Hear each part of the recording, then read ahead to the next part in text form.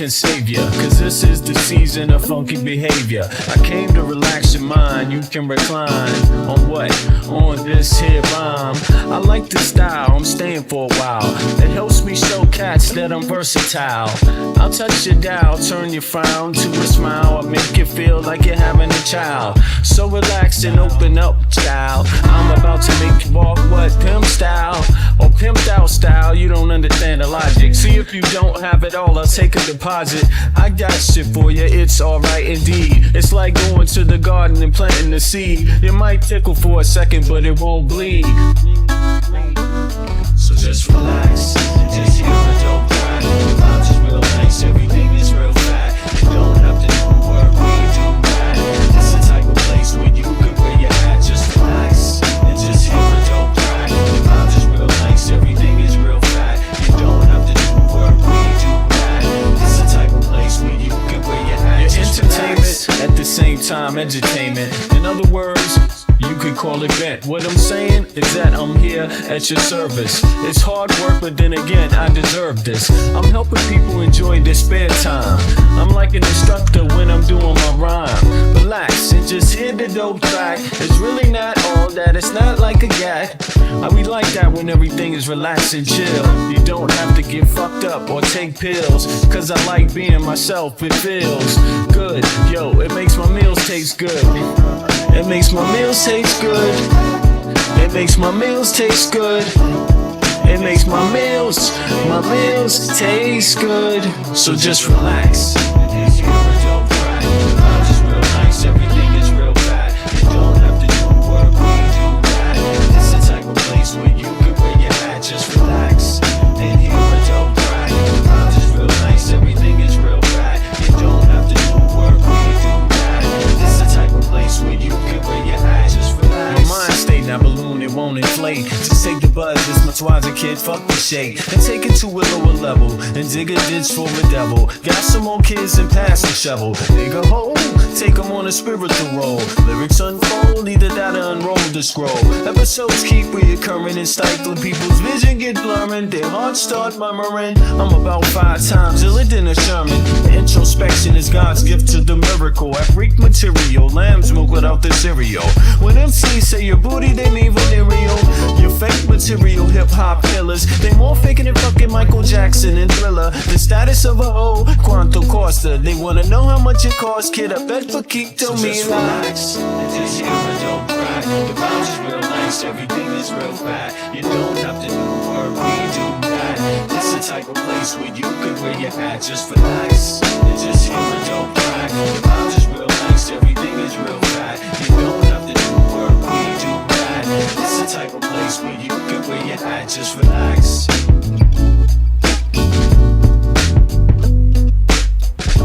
21212. Yes, y'all. Yes. Back in effect, yo. Back in effect. V Media here again, and AKA Empirical.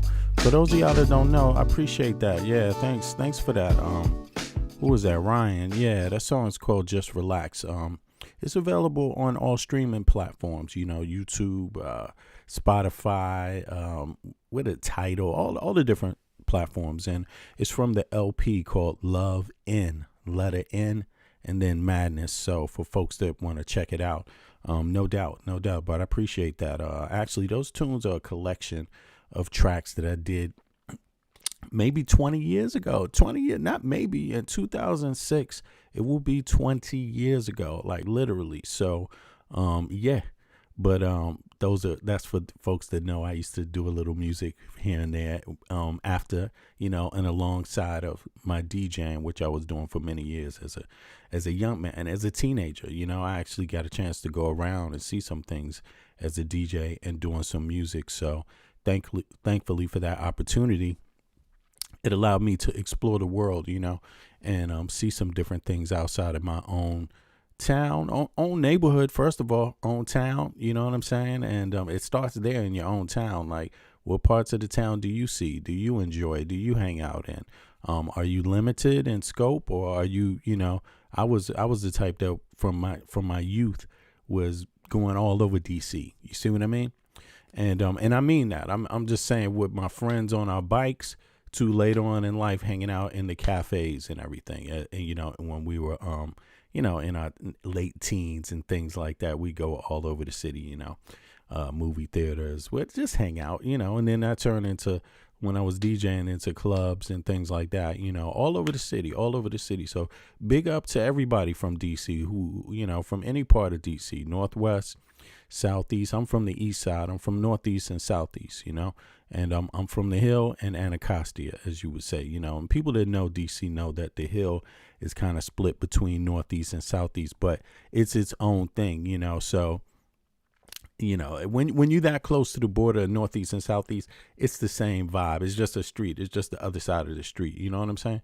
So big up to everybody, that knows what that's like growing up in DC out of the 70s, going to the parks. I mean, my family used to have family reunions and also not just family reunions in Rock Creek Park, but just kicking it in the park. I mean, how many of y'all remember that song?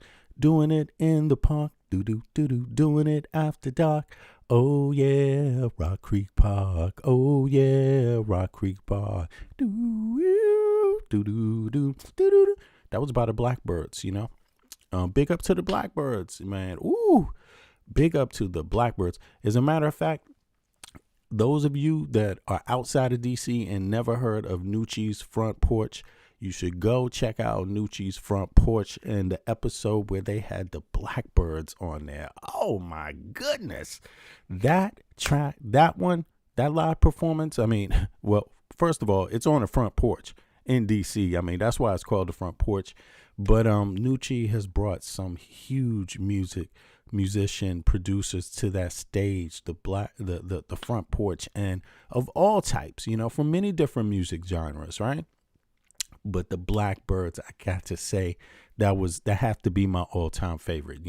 I grew up in the 70s in DC, and we was hip on jazz. You know what I'm saying? Hip on progressive jazz funk.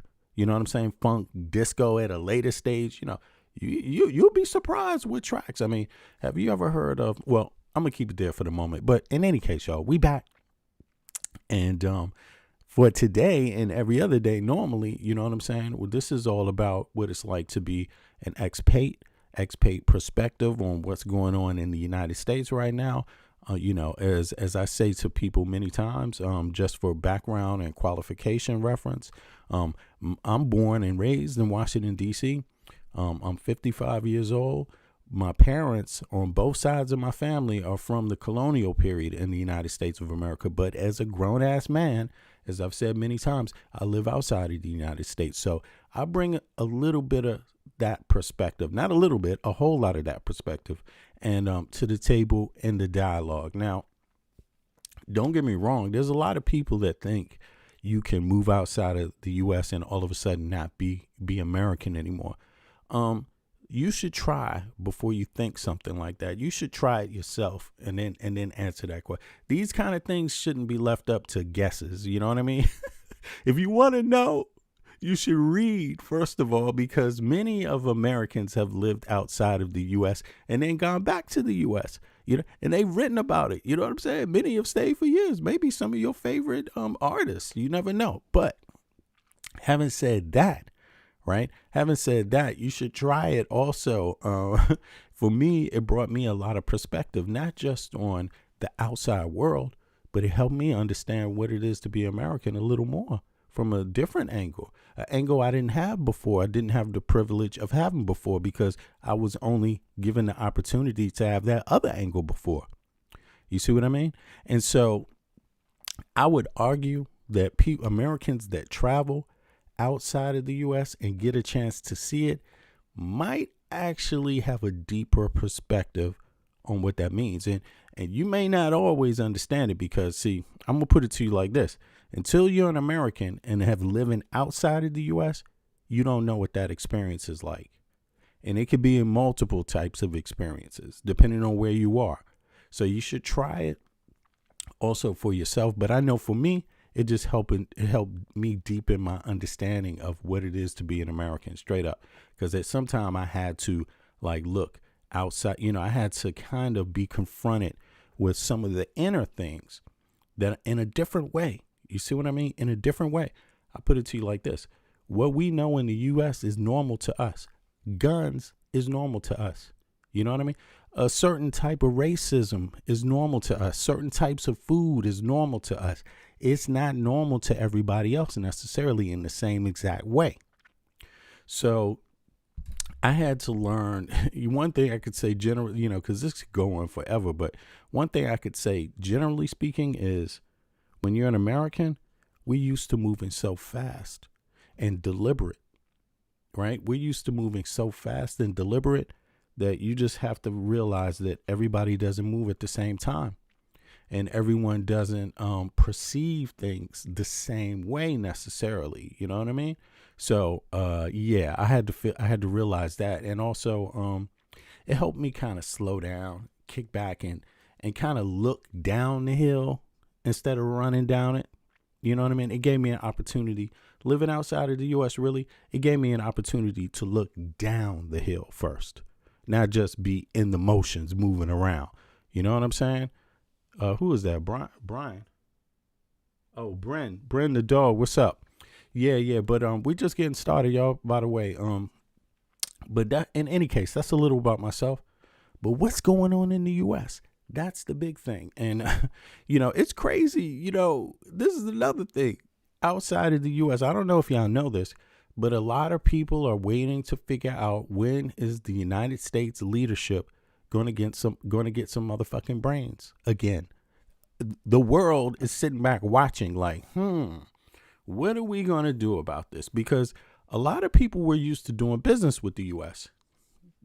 Believe it or not, a lot of Americans, particularly MAGA people, may not have realized that. They may have taken things for granted. They may have been like, everyone before them wasn't shit. All these other presidents and all these other administrations ain't doing shit. You know what I mean? They don't know what they're doing. So let's change it up a little bit. Well, let me tell you, the rest of the world is like, damn, we lost a partner. The rest of the world, a lot of the world, not the whole world. I mean, some of the world is like, yeah, good. I'm glad the U.S. is pulling out. Fuck them. Fuck them Americans and fuck the U.S. And now it's our chance. Thank God. Yeah, no more homogeny, right? No more U.S. control. That's literally the conversation outside of the U.S. Two different groups. One group that's like, damn, we lost a partner. We lost the partner of our choice. And the other group that's like, yay, fuck them. No more homogeny. Fuck yes. And who you think that is? Just take a guess. Because their name seems to be all around the White House all the fucking time. That one of the group, Russia. Russia, for real, is like, yeah, fuck that. Fuck the U.S. and fuck their homogeny. Get the fuck away from the world. Remove yourself from the world, please. That's exactly what Russia is saying. And right now in the regime, or something close to that, you know what I'm saying? Let the Russians speak for the Russians. But I would guess, having listened to a whole lot of people, you know what I'm saying? I would guess it's closer to what I'm saying. Now, something is real there in what I'm saying. But in any case, guess who got a little bit of her own medicine, which is tragic medicine, the worst type of medicine. I mean, this is one thing that I hate. Don't use the idea of being American to be cruel to fucking people. That's the worst thing you could do to the United States of America, is use the image, the name, to be fucking cruel. You know what I mean? And ICE has been, those policies by who's that dude's name is? Something, what is his name again? The Steven, is that his name? Steven something? I can't even remember. Fuck him. I hate the guy. He's the bald-headed dude that looks like the guy that's like in that movie. What's the damn movie? Oh my God. What's this movie about the what is it? What is it? Harry Potter and they're going around in there, and then there's this one thing that's like mine. Yeah, Stephen Miller, right? That's his name. He reminds me of that dude, whatever that dude's name is. But Stephen Miller, the policies, cruelty, pure cruelty, like that's a good thing, like that's good for the image of the United States, man. That's fucking horrible. That is a death blow to the heart. That's not a simple thing. That's like saying, give me, that's like someone coming in, kicking in the door with an axe, and you just like, give me that axe, and you start chopping yourself up. I mean, that's what that is like to the U.S. image, and that is fucked up because, don't get me wrong, I don't hate, the U.S. we may not do things perfectly all the time, but I damn sure don't hate my own goddamn country. And it's just like a lot of other people don't hate their goddamn country, even though their goddamn country might do some fucked up shit. You see what I mean? Whoever the leadership is of the country right now, that's a temporary thing. It should be a temporary thing. It should be. It should change.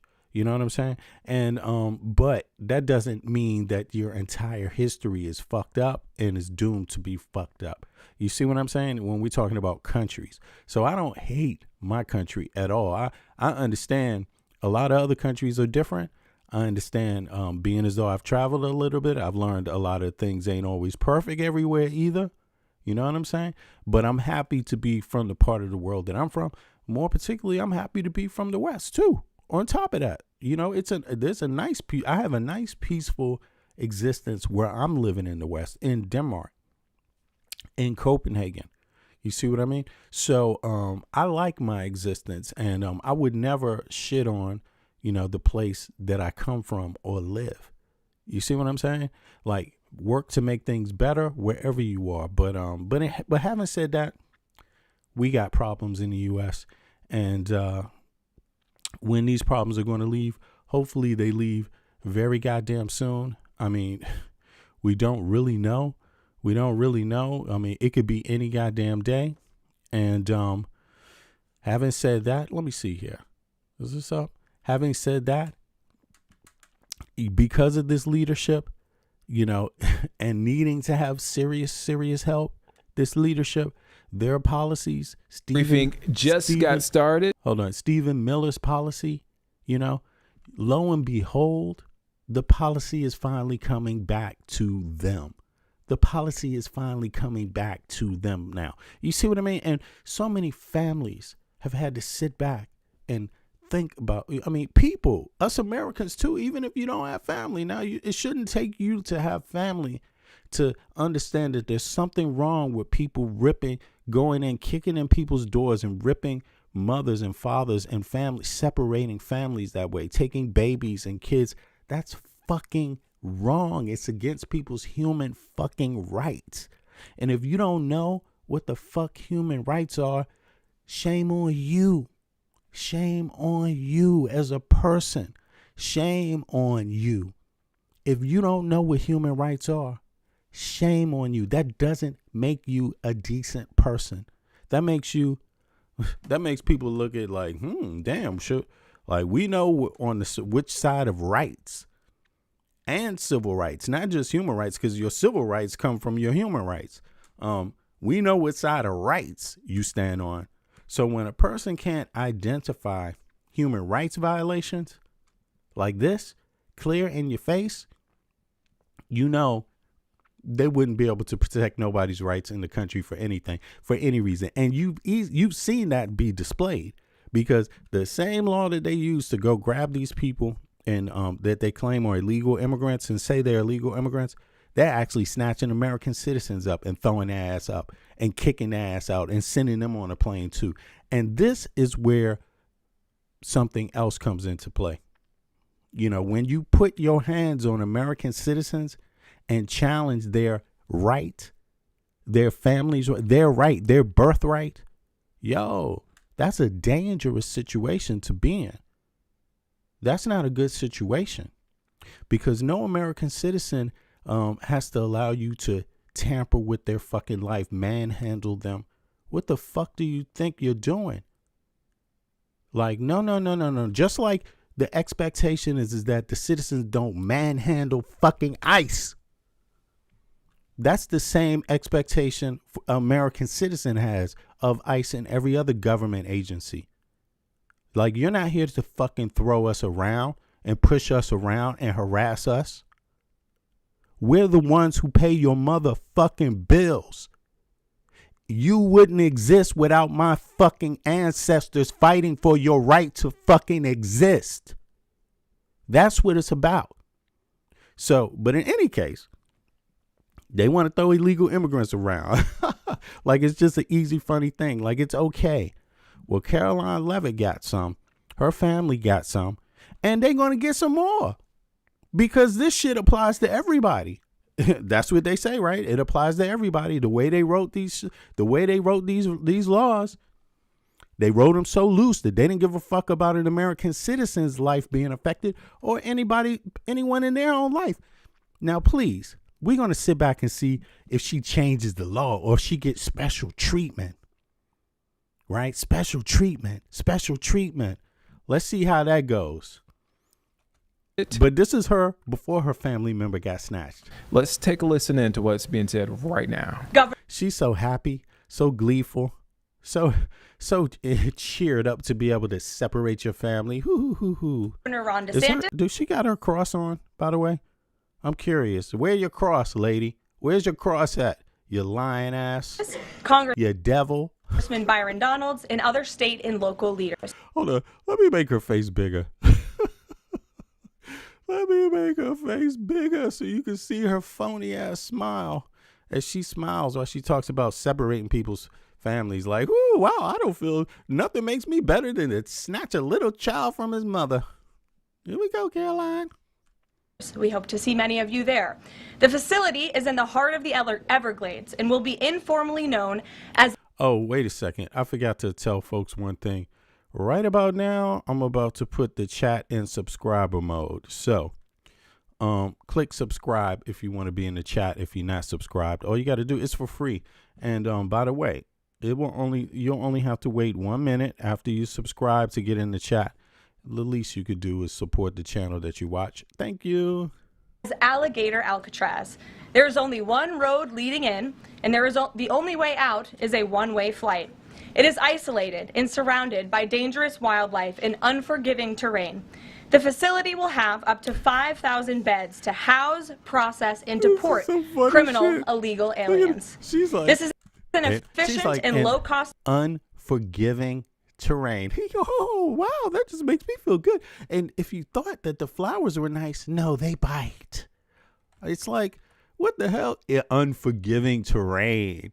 Like, oh, wow. You see? But these are the ones that are there to judge you.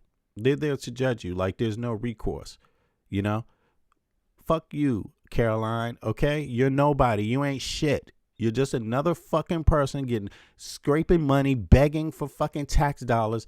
Go somewhere and pick yourself up by your bootstraps. Stop begging tax dollars from the American people. Get off welfare, okay? Way flight. It is isolated and surrounded by dangerous wildlife. And this is a form of welfare. You know, that's what they're doing. It's basically welfare, begging for the American taxpayer dollars. This is not a job where she went out and created her own industry. This is not a job where she went out and worked for a private company.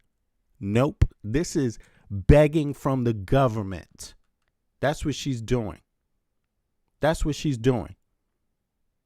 Okay, from every citizen, even the ones that she hates, you know, the black ones, the Latino ones, the gay ones, the handicapped ones, all of them, the Muslims, the Jews, all the people that pay her bills, right? She's begging from. You get paid by us, Caroline. Without us, you wouldn't have a fucking job. Unforgiving terrain. The facility will have up to not in the nicest way, though. 5,000 beds to house, process, and deport criminal illegal aliens. This is an efficient and low-cost way to help carry out the largest mass deportation campaign in American history. We are truly coming off a historic week of President Trump racking up win after win on behalf of the American people. You see how much she's having such a good time? You see that? President Trump restored peace through strength and acted decisively as commander-in-chief to obliterate the immediate threat of the Iranian regime's nuclear capabilities, and then brokered a ceasefire between Israel and Iran, which continues to hold. Then, the president traveled to the Netherlands and achieved a So there you have it, right? She got her Alligator Island moment, and you get to see it. It's unforgiving. deportation campaign and low-cost way to help carry out the largest mass deportation campaign in American history. You see that? The largest mass deportation campaign in America. And they even advertise it like this. Like, that's a nice thing. Is that the best way you could advertise it? I mean, is that on purpose, like, to either make it sound, just unmistakable, the cruelty in it? Or is it, just, I don't know, what is it? To me, it sounds definitely cruel. Right. Definitely, it exhibits a lack of care of human life. It seems like it's edging more on like mass deportation being cool or something nice, something that's, not akin to genocide. I mean, it sounds like genocide. It sounds like ethnic cleansing, what she's talking about, the way she's talking about it, criminal illegal aliens. This is an criminal illegal aliens. So now we know the situation wasn't that. It wasn't about that at all. It never was. Let's see what she says about it now when her family is locked up. Come on, Caroline, let's get it going. Oh shit. Okay, hold on. Yeah, apparently she didn't think it would come back home to her, but it actually did, and that's crazy. Armando Garcia and Justice reporter Luke Barr are here for more on that. Armando, what's the latest on this woman ICE detained, and what's her connection to Caroline Levitt? Well, this is her nephew's mother. DHS has forcefully described her as a criminal illegal alien, saying that she had a previous arrest for battery and overstayed a visa, presumably when she came to the United States when she was a child. Her lawyer is pushing back on some of these claims, saying that she had absolutely no criminal record, certainly no criminal record that would have prevented her from getting deferred action for childhood arrival. This is an interesting point. So who is right? Is ICE right, or is her lawyer right? You tell me, is ICE right, or is the defendant's lawyer correct? And that would be interesting, because I'm thinking if you want to say that the defendant's lawyer is right, that would be almost for people that support these kind of deportations, that would be the first time, because generally speaking, the same thing, all these people being mass deported, this is what they're saying about them, even though they haven't been convicted in a law, even though they haven't been given due process. They're saying that they're criminals. They're claiming that they're looking for criminals, and they're finding people like maids, garbage men, people that take care of other people's lawns, mowing the lawn and things like this. And they're describing these kind of people as criminals. And now it's Caroline Levitt's own family members. It's their turn. So everyone should be wanting to know, Caroline Levitt, what do you think about that? What do you think, Caroline Levitt? Is that fair, or is that not fair? And why was your family involved in illegal trafficking?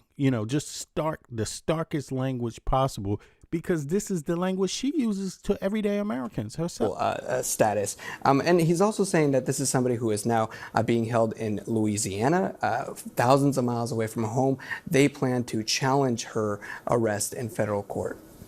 And Luke, a memo obtained by ABC News shows the Trump administration is directing U.S. Citizenship and Immigration Services to review refugees admitted during President Biden's time in office. What's the goal here? Yeah, so Diane, those who were admitted during the former President Biden's time in office will be under review, and some might even have to go through another interview. And the memo that we obtained says that basically those who were admitted and will be, they're going to look at all of those who were admitted and see within 3 months. If they're, need to go through a re-interview, they're going to identify people who don't need to go through a re-interview. And let me just read you a quote, Diane, from this memo. It says, quote, "Throughout this evaluation phase, in order to make improvements, USCIS has identified that from January 20, 2021 to February 20, 2025, the U.S. Refugee Assistance Program and USCIS prioritized expediency, quantity, and admissions over quality interviews and detailed screening and vetting. Now, advocates are already saying that this is unprecedented, and others predict that there might be challenges to this memo, Diane. And Armando, a judge is now moving forward with a contempt inquiry after the administration sent 2 plane loads of Venezuelan immigrants to El Salvador despite orders to turn the planes around. What's the latest on that, and what are we learning from this? Yeah, DOJ in court filings essentially says that it was Kristi Noem, Secretary of Homeland Security, who made the decision to continue removing hundreds of Venezuelan nationals to this notorious prison in El Salvador, despite the judge's order to turn those planes around. This is a very stunning development, a stunning case, one that's lasted for several months. Essentially, the judge is continuing his contempt inquiry and seeing why his orders were essentially rejected by the Trump administration. As we know, hundreds of Venezuelan nationals were sent to that notorious prison in El Salvador, where they reportedly endured inhumane conditions until they were released several months later, Diane. Right. And meanwhile, another Right, exactly. So you get the gist of this. I mean, essentially, I have a question for they you. snatched her Which one family is the member real? up, right? They snatched her family member up, and now we're going to find out more about her family, and what they think. But generally speaking, I want to know what you all think. Like, do you believe that this that this project is okay? Like this what they call mass deportations. They call it that. Keep that in mind. That was Caroline Leavitt's own words. I don't know why she would call it that, because at the end of the day, what does it matter if it's mass or not mass? If you're doing your job, you can only do your job to the best of your ability. I mean, is the goal, it shows you the goal is to just have mass deportations. That's it. That's the idea. That's the concept behind it, which I think is kind of weird, because it says more about your goal. Like it says that the focus is just on it being mass. So in other words, you don't have any understanding of the profound effects of this deportation thing. There's nothing, it's not comprehensive. Like they could have called it comprehensive immigration reform, but they chose to call it mass deportations. Like, wash your hands of everything else. It doesn't have to work. It doesn't have to, it doesn't matter if there's any negative effects. We don't even give a fuck if there's a negative effect. We don't care. The focus is like mass, on it being big, and that kind of, to me, kind of shows you, like, it speaks to this mentality we got in the U.S. To be honest with you, not all Americans, and a good percentage, half of America doesn't think this way, but there's enough in terms of our electoral system. You can be the minority and still get control, right? Sadly enough, in our political situation. And this minority tends to lean this way and kind of foster this ignorant, racist, bigoted politic, right? That doesn't really show you anything else but the fact that it's bigoted. It doesn't go into what the effects of the bigotry will be, right? Or it doesn't treat American taxpayers like they have the right to know anything. Like, they don't want to show American taxpayers or argue to American taxpayers what benefit this has to their lives. All they do is point the finger at an ethnic group and say, get them out of here, get them out of here. Like, in a frenzied kind of way. And that's how our election went down. So the rest of you folks in the Western world, if you have political parties out here using these kind of tropes, right? Talking about, be cautious, because it's only so far you can go without some real understanding of how things are going to affect everyday people's lives. That should be the overall concern, no matter what you're dealing with. How is this in a comprehensive way, right, in a detailed way, going to affect any individual's life, the community, right? And if you find out that these same people you're deporting are doing jobs no one else wants to do, if you're finding out all you're doing is fucking up the reputation of your country, if you're finding out that, things like this, there might be a side that doesn't have positives to it, right? If they can't show you where you're going to benefit economically, where you're going to get some security from the action, then there shouldn't be so much attention put on it, you know? So just keep that in mind. If you're in the Western world and you hear these politicians making things sound just easy, like get them out, get rid of them. It's like, okay, everyone needs comprehensive immigration reform, but do we need hatred and bigotry? And do we need the economy being, you know, sabotaged? Do we need corruption as a part of that too? Like, can you just say those things and then under the table be getting all kinds of money? Look at what's going on with Trump, the Trump administration.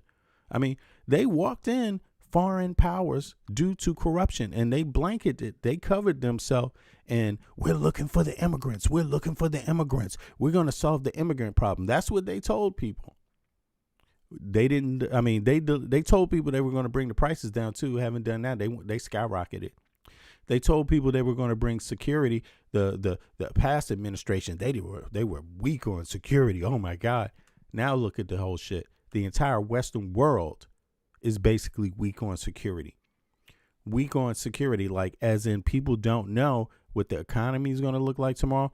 People don't know where the alliance stands because of that one administration, the American administration right now, right? They're trying to break up NATO. I mean, you have a U.S. government that is hostile towards its own NATO allies, to say the least. That creates serious consequences for people, not only just in the U.S., but outside. So, I mean, it's just something for people to think about. Is it worth it? I wonder. Here we go. Let's see. And several people have on to Caroline. Been shot, including a. Oh, what is this? What? Oh, wow. Oh, hold on. Before we go to that, what happened here?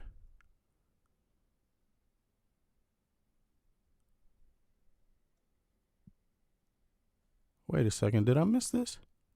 Oh, right. Okay. Let's see here.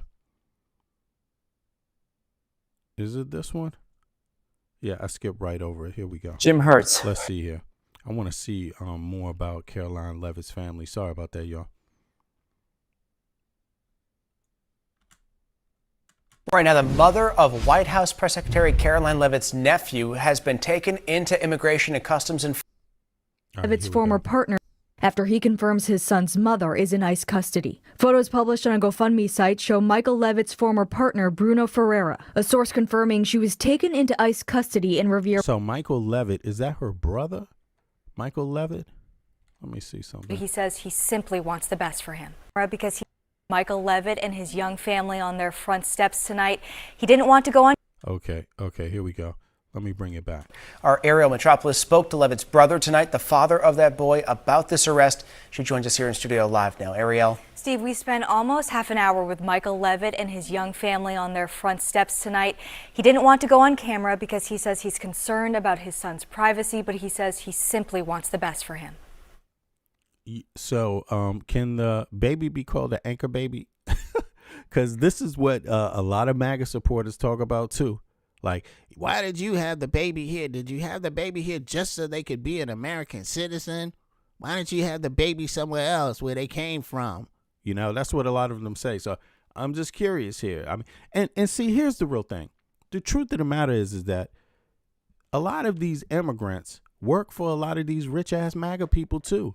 But you don't see them going to their houses, snatching people up, you know, really, because who do you think these MAGA, who do you think is like, you know, cleaning these MAGA people's homes, taking care of these MAGA people's yards, huge yards? Who do you think is doing all those things?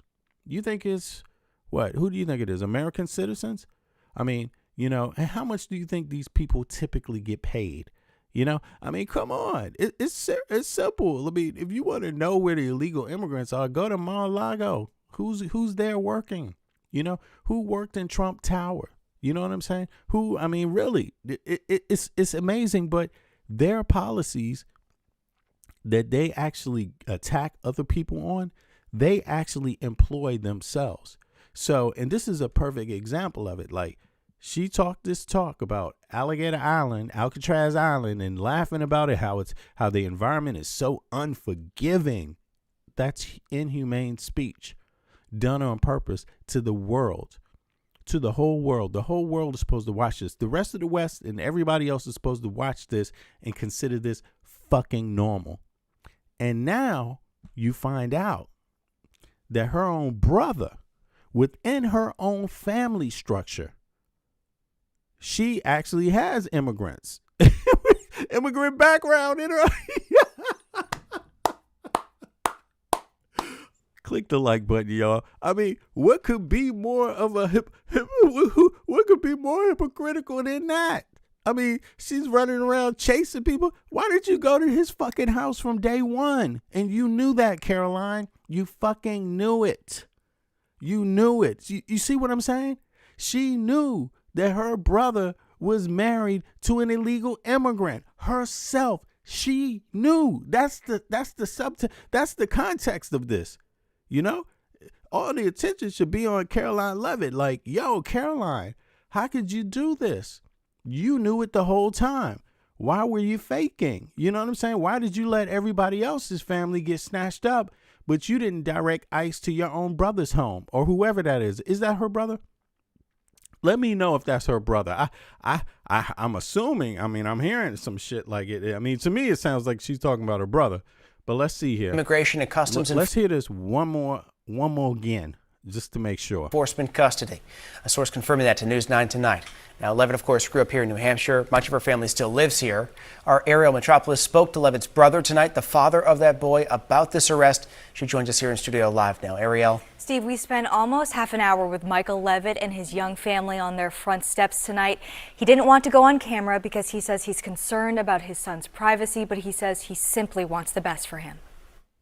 The brother of White House Press Secretary Karoline Leavitt says he's most concerned about his son's safety and well-being after he confirms his son's mother is in ICE custody. Photos published on a GoFundMe site show Michael Leavitt's former partner, Bruno Ferreira, a source confirming she was taken into ICE custody in Revere, Massachusetts.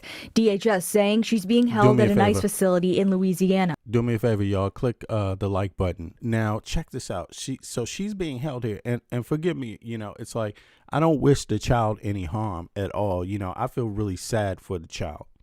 But this is one child out of thousands and thousands and thousands and thousands of children that have been snatched viciously from the arms of their parents. You see what I mean? Just one. And it just so happens to be a family member of a woman who's been on TV advocating this cruelty the entire time, like openly advocating for it. Here, let me show you again what she was saying. Oops. Hold on. Let me show you what Caroline was saying. This is how she was selling. Just got started. Let's take a listen into what's being said right now. Right. This is how she was selling this evil campaign.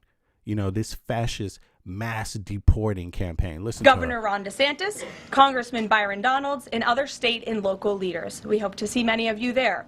The facility is in the heart of the Everglades and will be informally known as Alligator Alcatraz. There is only one road leading in, and the only way out is a one-way flight. It is isolated and surrounded by dangerous wildlife and unforgiving terrain. The facility will have up to 5,000 beds to house, process, and deport criminal illegal aliens. This is an efficient and low-cost way to help carry out the largest mass deportation campaign in American history. She says that like that's a good fucking thing. Like, hey, y'all, just to make it painfully obvious, we're going to give it a name that lets you know we fascists. You know what I'm saying? So the human rights courts can come after us. And you know why it's done this way. I mean, keep this in mind. People know this. It just takes you a second to think through it. Who would want the U.S. doing this? See, when the U.S. does it, it normalizes it for everyone else, right? So who would want this type of campaign being committed in the U.S.? The U.S. is typically against this and typically admonishing other governments that do this. But now that's not the case. So who could benefit from this?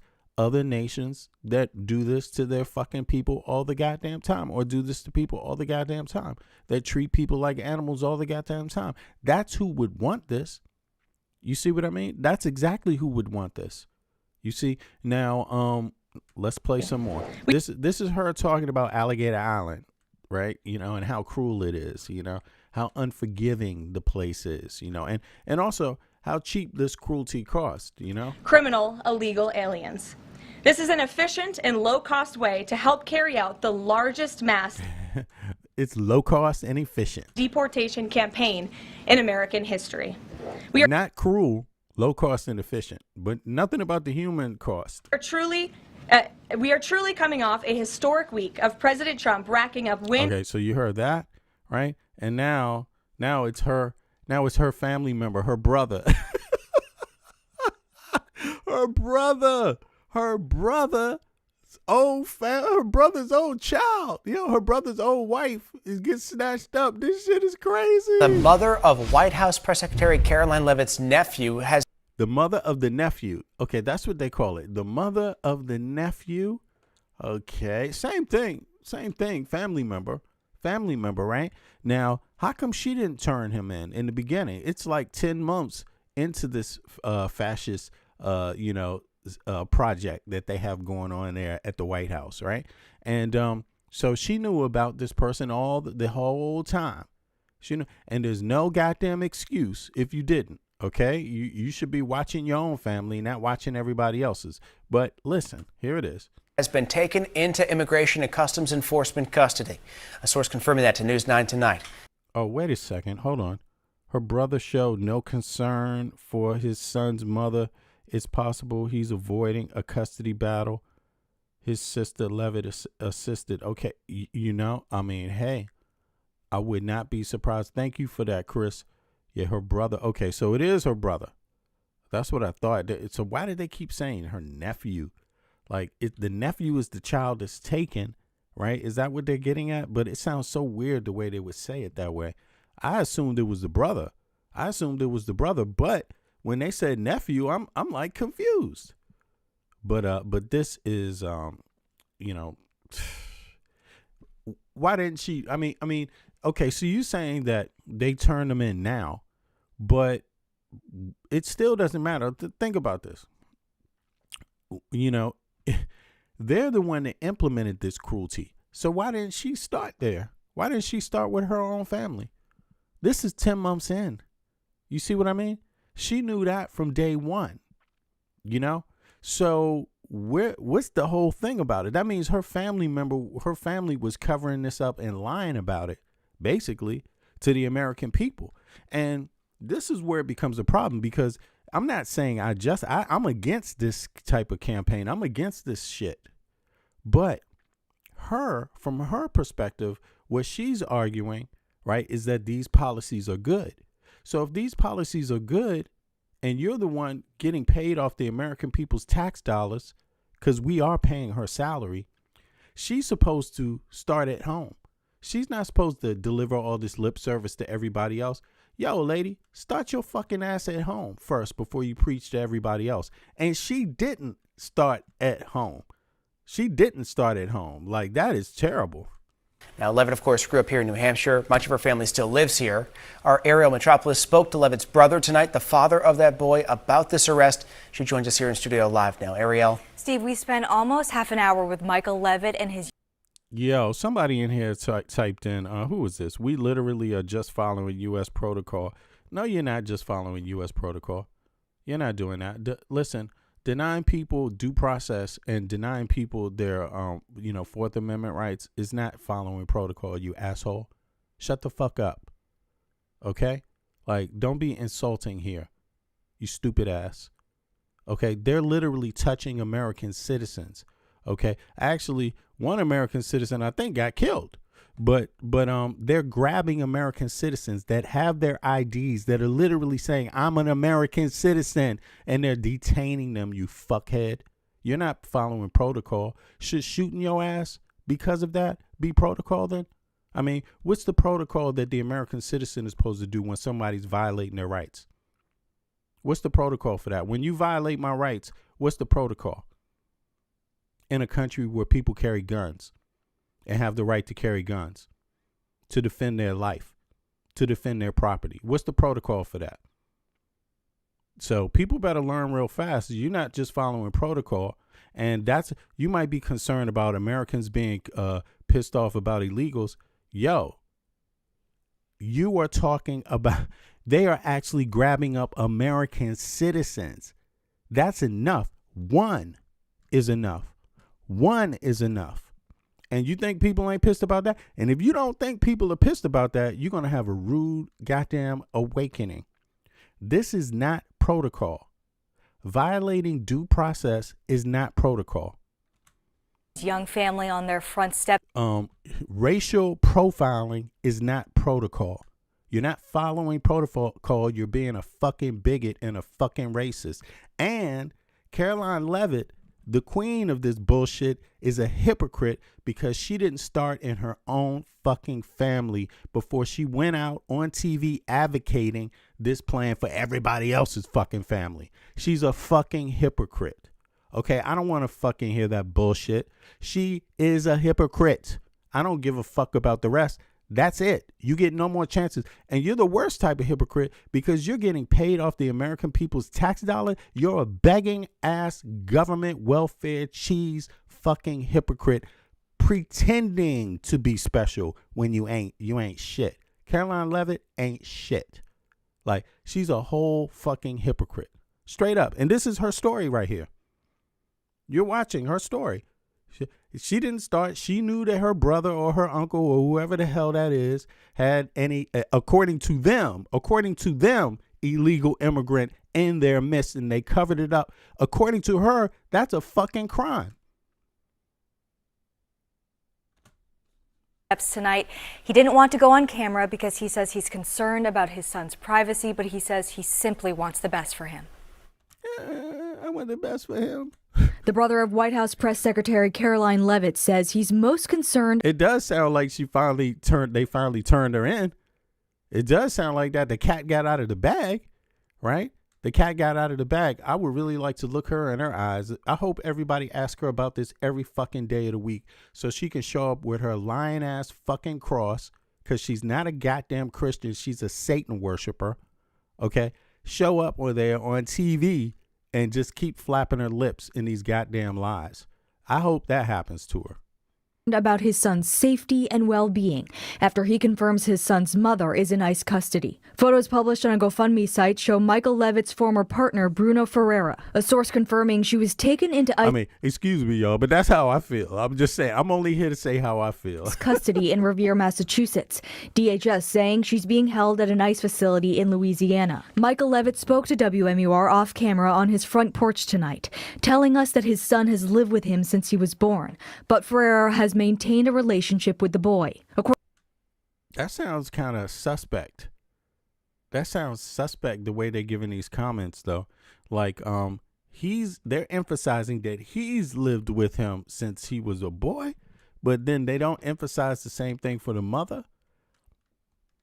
Massachusetts. That doesn't sound like no normal custody case. Mother is in ICE custody. Photos published on a GoFundMe site show Michael Levitt's former partner, Bruno Ferreira, a source confirming she was taken into ICE custody in Revere, Massachusetts. DHS saying she's being held at an ICE facility in Louisiana. Michael Levitt spoke to WMUR off camera on his front porch tonight, telling us that his son has lived with him since he was born, but Ferreira has maintained a relationship with the boy. Okay. I'm going to look into that myself, actually. Just that sounds really weird. That sounds really weird to me. I mean, personally, I don't get that one. I don't get it. I don't get anything what they're saying about it. I don't get it. I think it's all really bullshit. I think that, first of all, just the premise alone of separating families, this motherfucker. This is just like J.D. Vance. I mean, J.D. Vance is a coward ass too. I mean, J.D. Vance went out there, had all the MAGA dissing his goddamn wife because she's an immigrant, and he never stood up for her fucking once publicly. He never stood up there. He just takes it and takes it and takes it and takes it and takes it. You know what I mean? And then here you have another one, another guy. It's the mother of his kid. He's not even going to stand up for her. I mean, he thinks that low of her that he wouldn't even advocate for her to stay. God damn, what is she? What the fuck did she do? What the fuck did she do? I mean, these motherfuckers have no spine. Like, that is crazy. That is crazy. You have no. So you sleep with a woman, you make a baby with her, but you got not even enough heart to say let her remain in the country so she can have a relationship with her child. You are a cruel motherfucker, like, and abusive. That is sick. That is sick. And I'm not still though. That's her. That's the guy. That's the father's version, right? I would still want to know what's Karoline's version. They need to ask her this shit every day. What do you think, Caroline? Is it okay that he's deported? How's it going with your nephew, Caroline? They should just ask her every goddamn day, because she's been advocating for this policy the whole time and promoting this policy the whole time while it happens to everyone else. Now it's dead center in her family. I don't think you can get beyond it when you're dealing with MAGA. I mean, then there's another level to this. This woman, if you just look at her, right? I mean, I'm just saying according to bigots, right? Bigots look at this and they would compare, dark hair, dark eyes. I mean, let's be honest. Hitler was like blonde hair, blue eyed. Even though he had brown eyes and brown hair, he was advocating for blonde hair and blue eyes. I mean, Hitler was a goddamn hypocrite too. You know what I'm saying? I mean, he tried to run off with the money, everything. But look, here, even when you deal with the racial aspect, because MAGA is really racist. They're racist, all right? I'm talking about the low-level ones. They're the racist ones. Now, the high-level ones are classist. I like Trump. He's just a fucking classist, and fascist. He hates everything. But these low-level ones, they do really believe in this kind of fairy tale racial shit, right?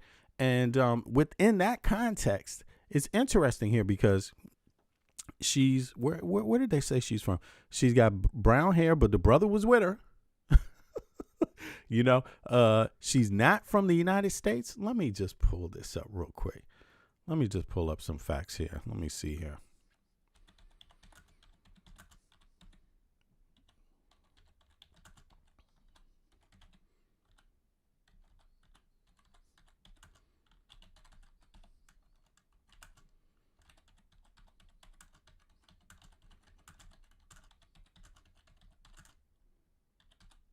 Click the like button for me, y'all.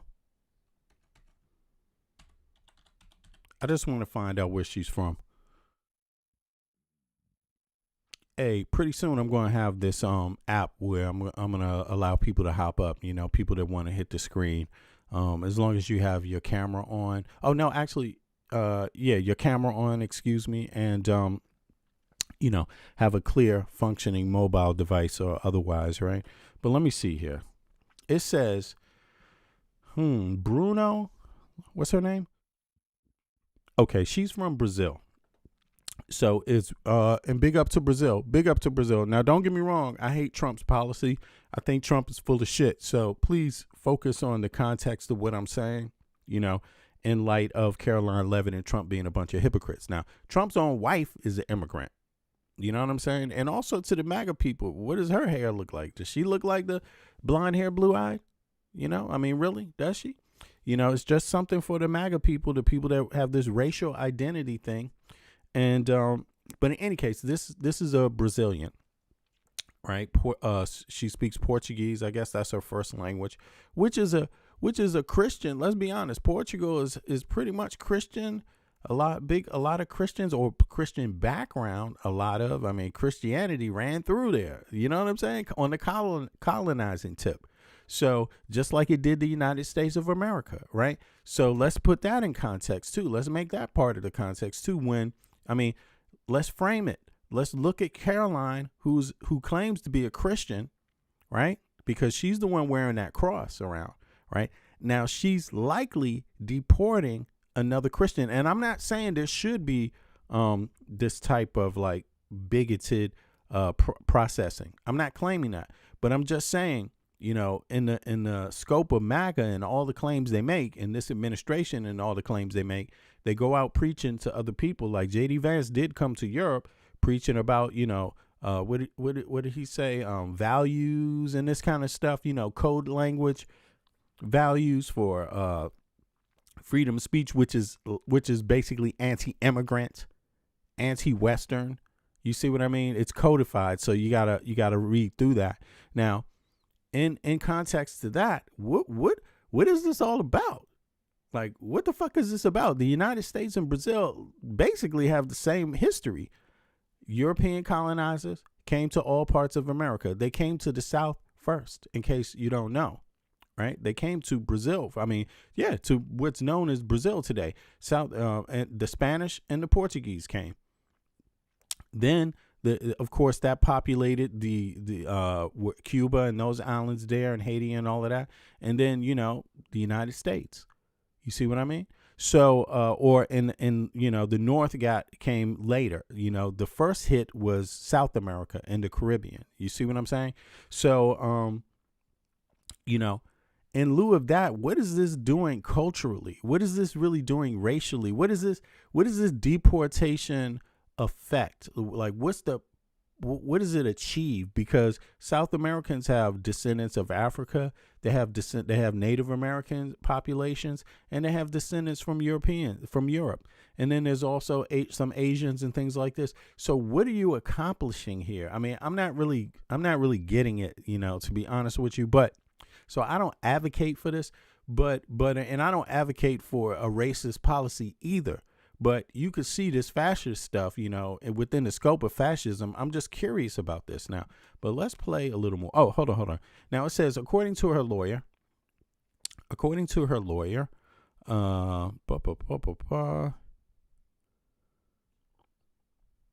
woman just detained and facing deportation. Okay. And this is Michael, who is the mother of Michael Levitt and Caroline Levitt's son.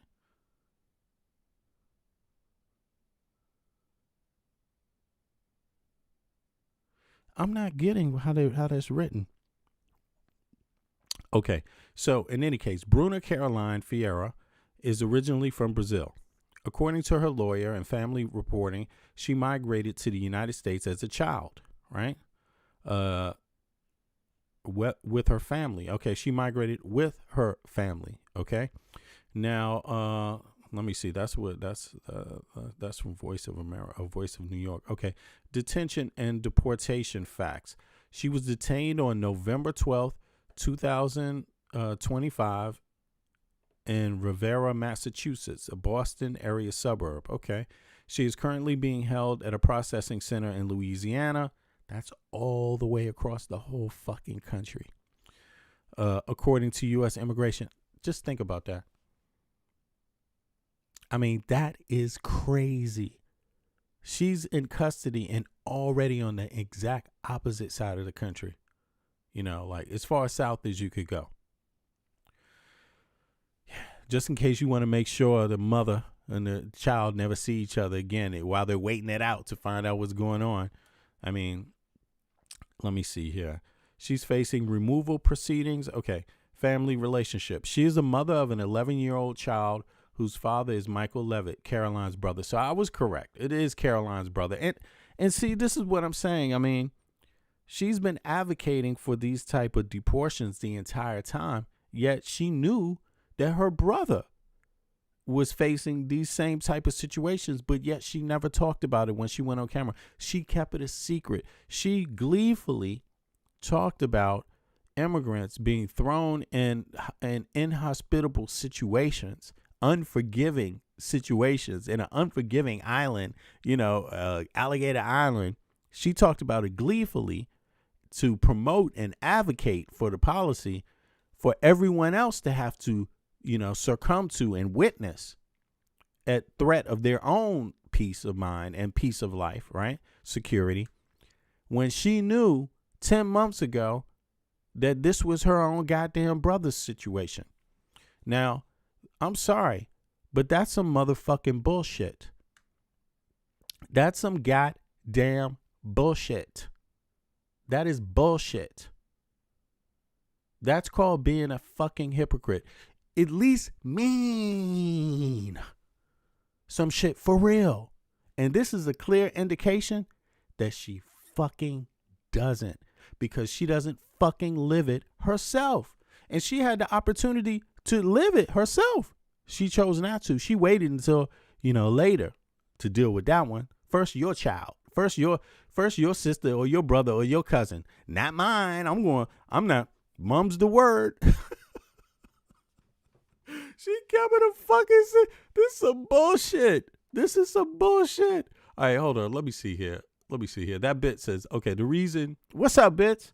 Okay. The reason the language sounds funny is purposeful. It's distancing language. Yeah, it is. I absolutely would not be surprised to hear that this was about a custody case. Yeah, it sounds like it because the way they describe the mother, like they bothered to tell you the brother, the child has been with the father his whole life. And then when they talk about the mother, they were like, we don't know. Like, okay, where the hell she been? I mean, this is it sounds like a custody case. It sounds like they talked to the White House, and they're not reporting on everything on this case, and yeah. Let me see what else bits say.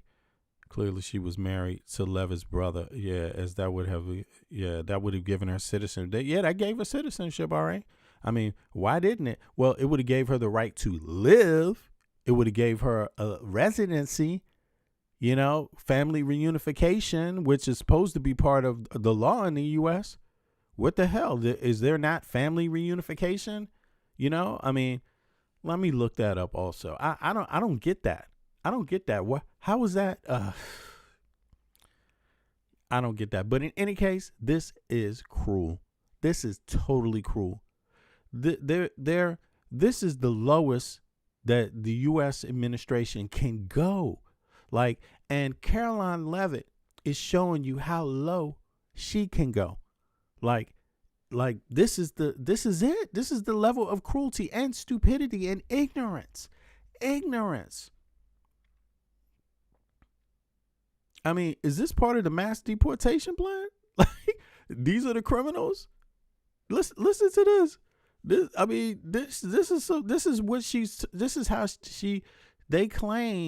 She claimed early that this is what they were just doing. Got started. Let's take a listen into what's being said right now. Governor Ron DeSantis, Congressman Byron Donalds, and other state and local leaders. We hope to see many of you there. The facility is in the heart of the Everglades and will be informally known as Alligator Alcatraz.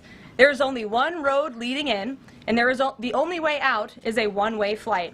It is isolated and surrounded by dangerous wildlife. Keep in mind, she knows that her brother has a child, has a mother.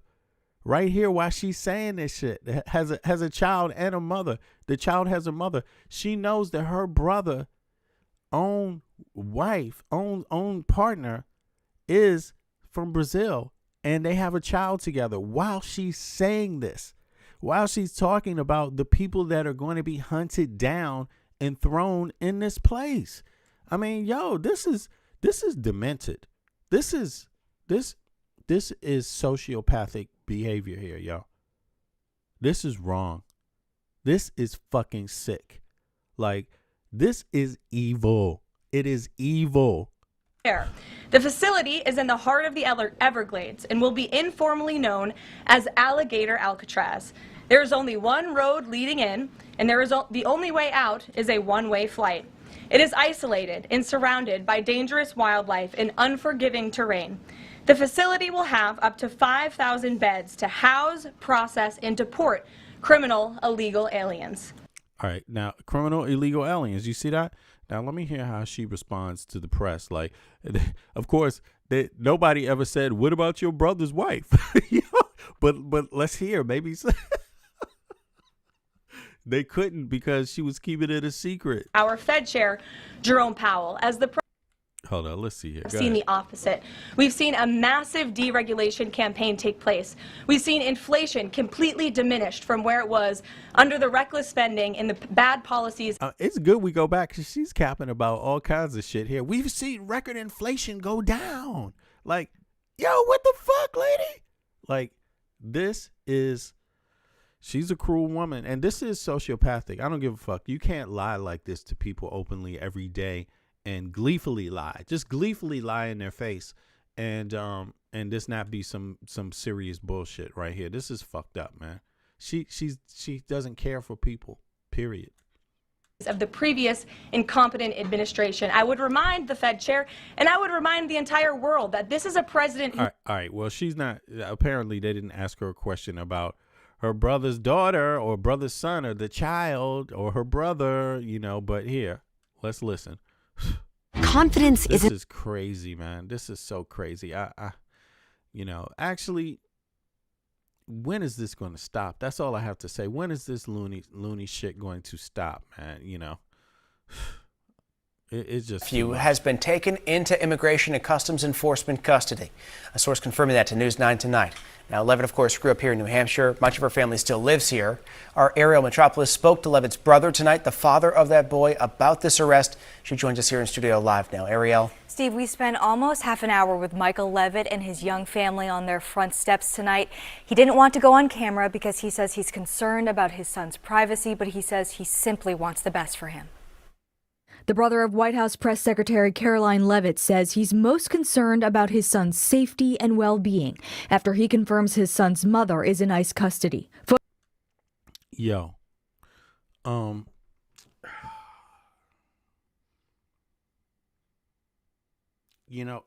been on both sides of the situation myself, right? I can't understand this myself. I can't understand why a parent, when you have children, why a parent wouldn't want the other parent, unless they've done something criminal or done something bad, or, I can't understand why they wouldn't want them in their child's life, especially with a situation like this, because this is a determining thing. This isn't her saying she doesn't want to be in the child's life. This isn't the child saying, I don't want my mommy to be in my life. This is the goddamn government. This is the fucking government. And apparently, I'm not really sure, but it doesn't sound like there was a whole lot of planning, maybe there was, but this is 10 months down the line in Trump's administration. People who have been getting deported the whole time. They've been telling you there's been enough evidence to show you what is possible to happen, right? What happens? What's happening to many people? There's many people being deported just like this. Now, sure, it came up in a custody. It may have come up in a custody hearing, right? But is this a criminal? Is she a criminal? Like, is she a criminal? Is this who they're talking about when they say criminal? And if you just throw the accusation that someone is a criminal just to be able to get custody over your child, you are a fucking lowlife. Like, you are a lowlife. Like, something is really wrong with you. Like, I don't know where that is considered to be good parenting. To me, it's very cruel. It's fucking cruel, but I don't know her, of course, and I don't know the brother, maybe there's more to this, but this is Caroline Levitt's family. And for me, my main issue really is that how come she ain't jump off 10 months with this? It's very clear. It's very clear. If she could go now, why wasn't she gone 10 months ago? Because Caroline Levitt is advocating for this to happen to other people's families. So what did she wait so long for? What's the wait all about? That's what I don't understand. Everybody else's family had to come first. Look, I'm not for the National Guard coming to Washington, D.C. Other people are for that, right? I'm against it. But, the people that advocate for it, they should at least accept the consequences if something happens to them. You should at least be able to ask them, why didn't you think of this? How come? You see what I mean? Like, to me, it seems like they're all in on it, really, to be honest. To me, it seems like you can't induct policies like this without it actually affecting your own life, because this is what the United States is. Let's be real. Look at Trump's wife. would she qualify if she wasn't given special treatment? Would she qualify under the same standards? You know, would they? I mean, did she lie about why she's in the U.S.? Because according to them, just that knowledge, having any knowledge that if she lied, right, she could be thrown out of she could be revoked her citizenship. This kind of shit is what they're talking, so. Photos published on a GoFundMe site show Michael Levitt's former partner, Bruno Ferreira, a source confirming she was taken into ICE custody in Revere, Massachusetts. DHS saying she's being held at an ICE facility in Louisiana. Michael Levitt spoke to WMUR off camera on his front porch tonight, telling us that his son has lived with him since he was born. Okay, so they saying that she came as a child. She came to the U.S. as a child and lived much of her life. Why did they say much? Is it most of her life? And how old was she when she was a child? But in any case, as a child, lived much. Okay, had DACA status. Okay, so she had DACA status, right? Or had had it at some point, and had the child with Michael Levitt. Okay, so that means they were living together, right? Usually when they say with, right, it's not yeah. But in any case, I can pull it. Okay, so let me just see. Let me see here. Let me get as much.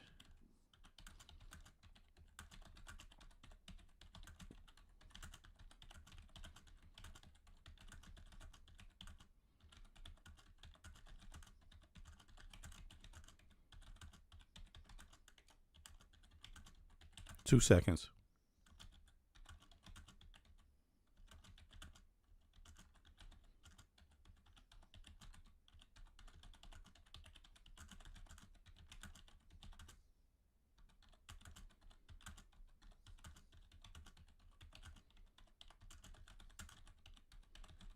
All right, yeah, I just want to get some more facts on this. Hold on. All right, let's. But Ferreira has maintained a relationship with the boy. According to DHS, Ferreira overstayed her visa by. You see, they said she maintained a relationship with the boy. Maintained. Okay, what does that mean? 26 years and has a previous arrest for battery. But Ferreira's attorney, Todd Pomerleau, insists that she came here legally from Brazil under DACA and is in the process of getting her green card. Bruna has no criminal record whatsoever. I don't know where that is coming from. Show us the proof. There's no charges out there. She's not a criminal illegal alien. We're hearing that said about basically anyone who's not a U.S. citizen. Pomerleau says Ferreira is a good mother, agreeing with that same sentiment from Michael Levitt that this boy shouldn't be caught in the middle. Okay, this says child. She is child custody. She is the mother of the 11-year-old boy. The boy is 11 years old. And now they're taking his mother away. I mean, it's interesting because if she was like 2-3 years old or didn't know the parent or didn't know the mother, maybe that might have some, but that's not the case. So the the child is firmly within the person's mind. The mother is in the child's mind.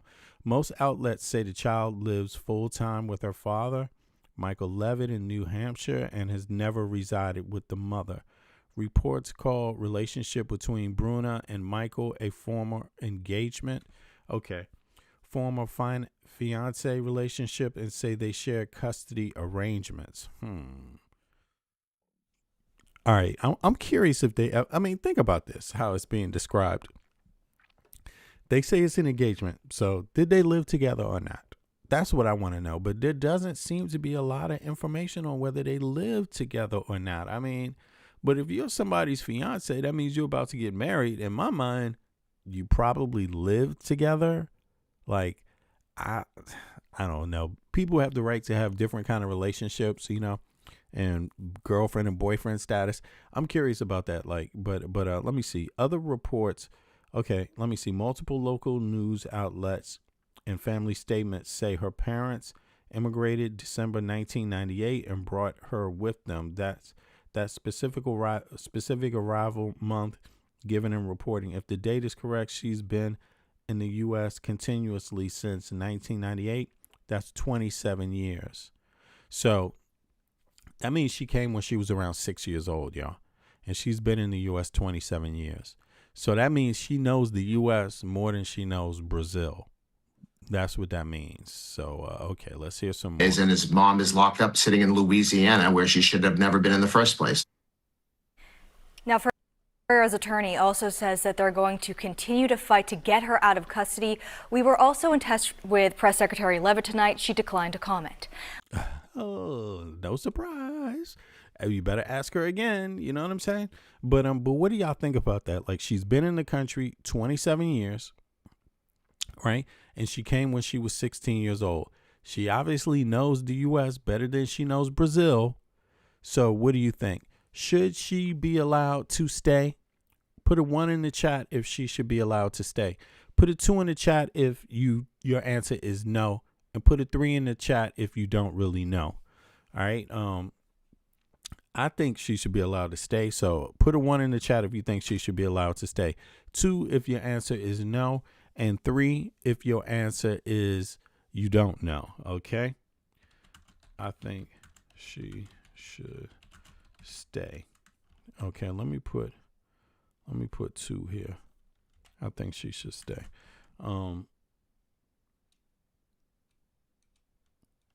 There we go. Boom. Okay. It says they're probably not married, so she doesn't have protection. Yeah, but is that the only kind of protection you would have? You have to be married. You just had a child, man. Again, what about the child's rights? Does the child have the right to have the mother there? You see what I'm saying? And the child's 11 years old. To me, the first thing I would think is that that's if the child is like, yeah, I have a relationship with my mother, then the answer would be she has the right to stay. You see, and you can easily, you don't have to snatch somebody from their parent before you begin investigating. You could wait and investigate and find all those details out in a process. You see what I mean? And I just think that is a little too much, Let me see. Oh, can we mark?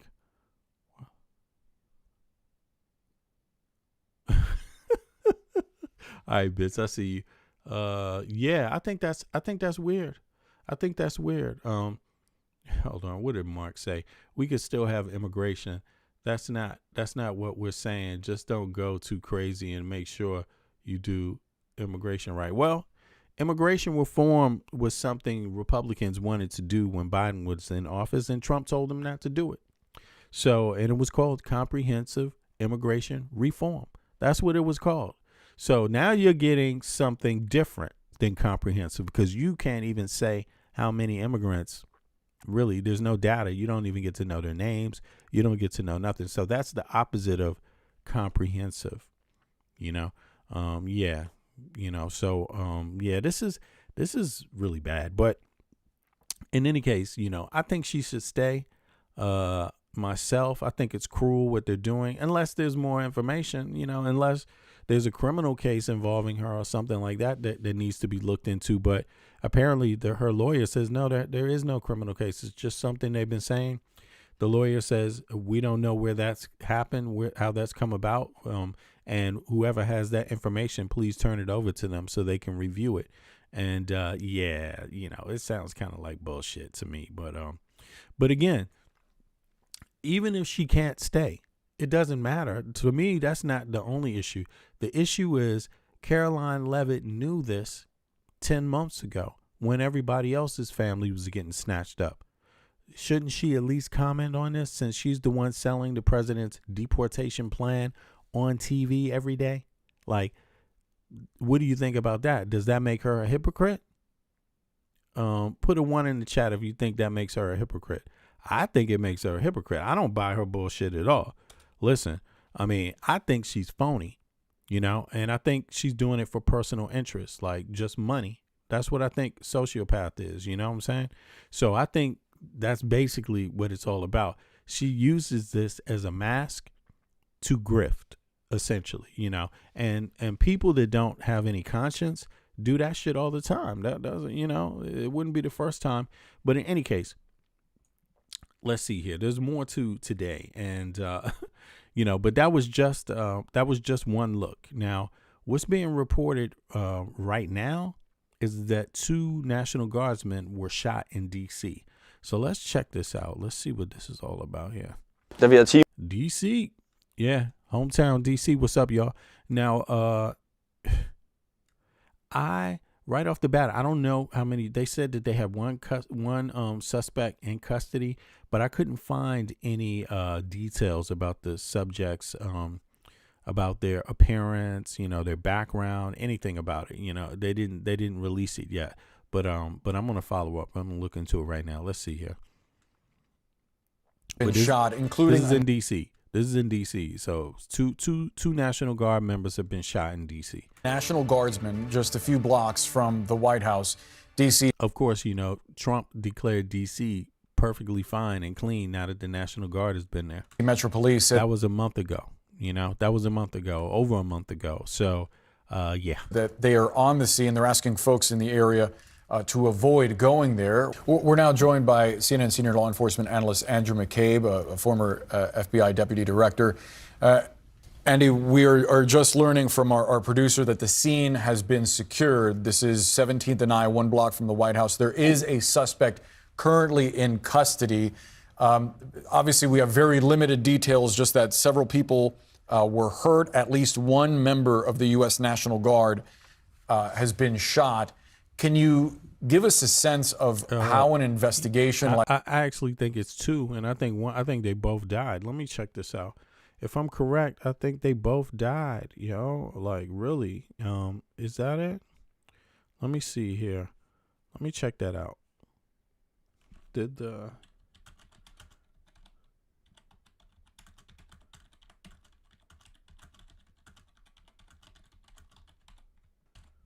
me check this out. I'm not sure if they did. Did they die? I believe I heard something.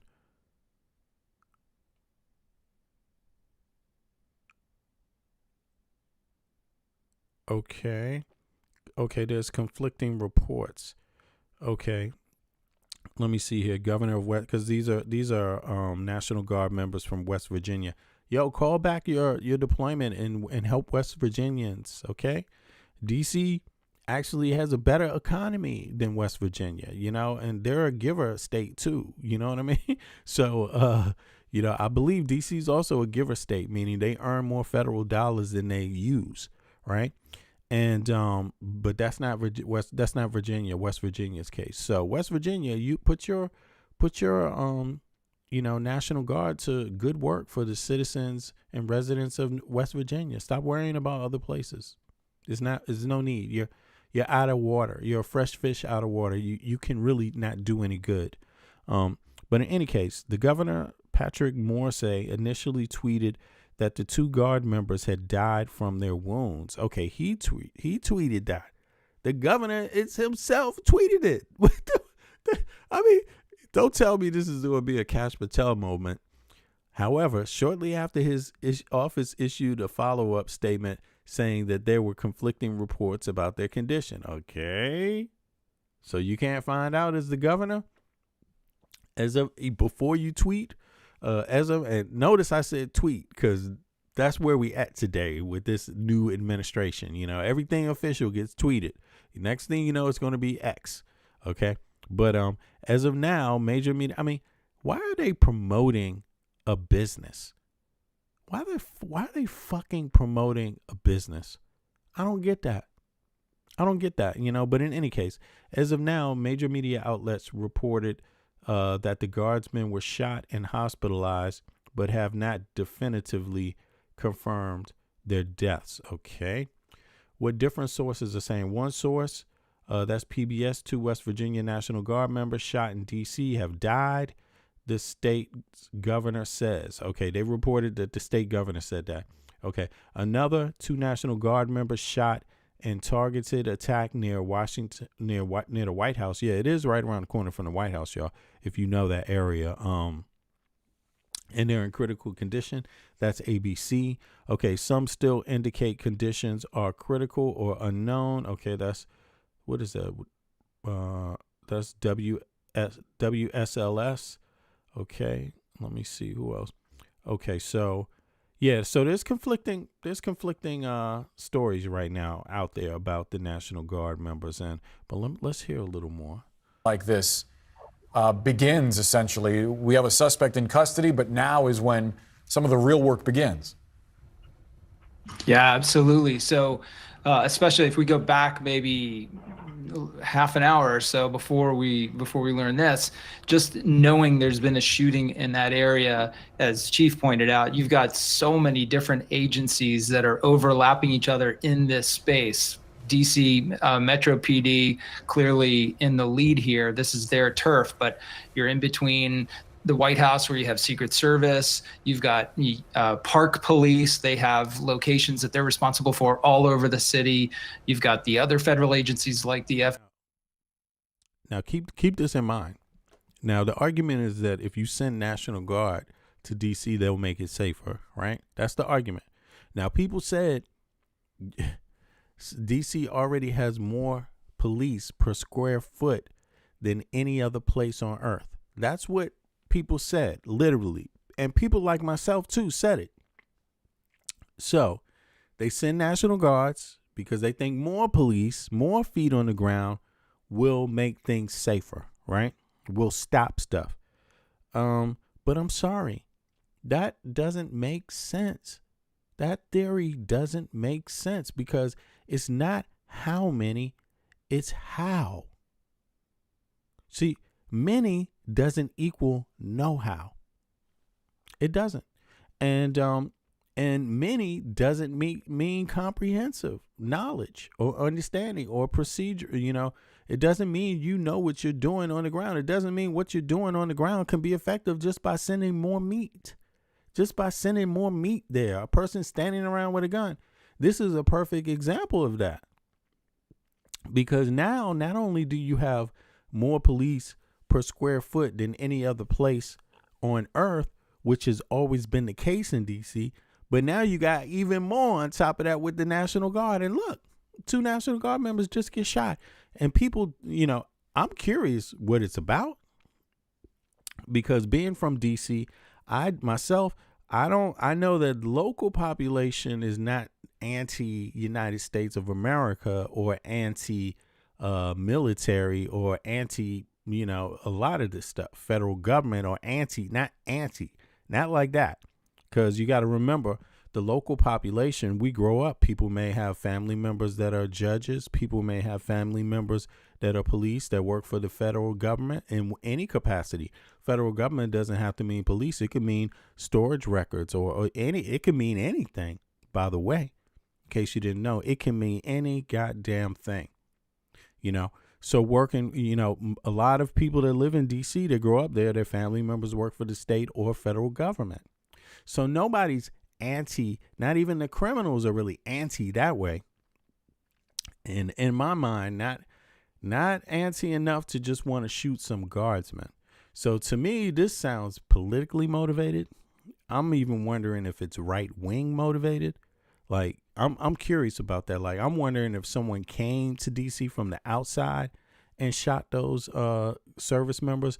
I'm not sure. Let me see. What do y'all think this is? Let me know. Bits, what is this? The media is not. Oh, okay. You guys are talking. Okay. Between each other. Listen, let me know if you know anything about this case. Let me know what you know and keep me updated. I'm going to look for an update right now while I let this play.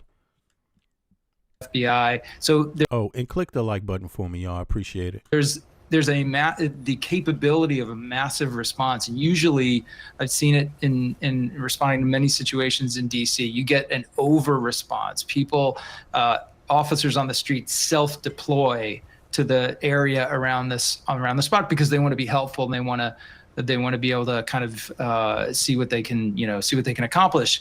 And that's not that can be challenging with traffic and getting, if you have medevac issues, it's tough to get ambulances in and out of there. But for this, where you're looking for a subject, the more law enforcement, eyeballs that you can put on that problem, the better off you are. So this is also an area where there is an extraordinarily high degree of video capture. Most of that is private businesses. Right. And that's what I mean. Like, if you live in DC, then you know how many cameras are there. And you know these type of events, it's going to be difficult to get away with it. You see what I mean? Because you will be captured on camera. And the only way you won't be captured on camera is if you're covering your face up. But maybe it's a cold day. Maybe that gives the fact that it's a cold day. Maybe because ICE is walking around with masks too. Maybe there was 2 people in ICE uniforms. I don't know. But wearing masks is not good for identity purposes in case a crime is committed, in case the person commits a crime. But it is wintertime. You can't stop people from wearing masks, But I'm curious if that's what it is, because even in this area, if you're driving around, if you're driving with a mask, that's seen as strange, right? Walking outside in the cold with a mask and driving a car with a mask, those 2 things don't go to, something's different, very different about both of those things, right? So you wouldn't really be able to hide your identity. I don't think it's that simple. And then if you're not in a car, then that means you're walking. So where are you gonna, whatever your movements are going to be documented on camera. They're going to be able to find out something, from the camera stuff. Now, what else? I'm curious about this. Were the people driving? Do y'all know anything about that? Were the people actually driving or what? A vehicle? Let me let some more play, and then I'm gonna look into this. Residences, things like that, will have street-facing video capture. And so one of the first things you'll see law enforcement do is immediately start hitting the businesses in that area, that 17th and I intersection, to try to see if they can get video of the suspect. That can lead to a description and can put you in the position that we appear to be in now. We don't know if it's video that led them to this person, or maybe eyewitnesses, people on the scene who may have seen things and been able to provide information. But it's great news that they have someone in custody they think is responsible. That will certainly tone down what could have been a very problematic manhunt in the nation's capital on the day before Thanksgiving. All right, so here's what we got here. It says, according to law enforcement, video from the scene shows that the suspects came around the corner and then immediately started firing at the troops, suggesting he was on foot rather than in a vehicle. The shooting reportedly took place near 17th and I, right? For those of you that know where that is, that's right around the corner from the Capitol. That's just 2 blocks. 1 block. 1 block from the, is it even 1 block? Yeah, it's 1 block. It's 1 block from the Capitol. I mean, not Capitol, White House. This is 2 blocks from the Capitol max. Yeah.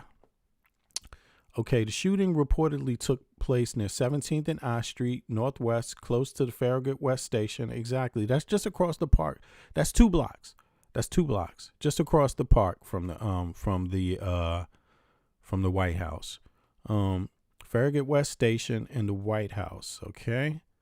Suspect was quickly detained by other guardsmen and police, which would have been more difficult if he had tried to flee. And I'm very curious because there's no release of their ethnic background, how they look, anything like that so far. But I'm thinking social media. I'm gonna take a look on social media also about this. So based on official statements, including that a suspect came around a corner and opened fire, it appears to be a suspect walking on foot, not driving. Okay, what witnesses on the ground saw?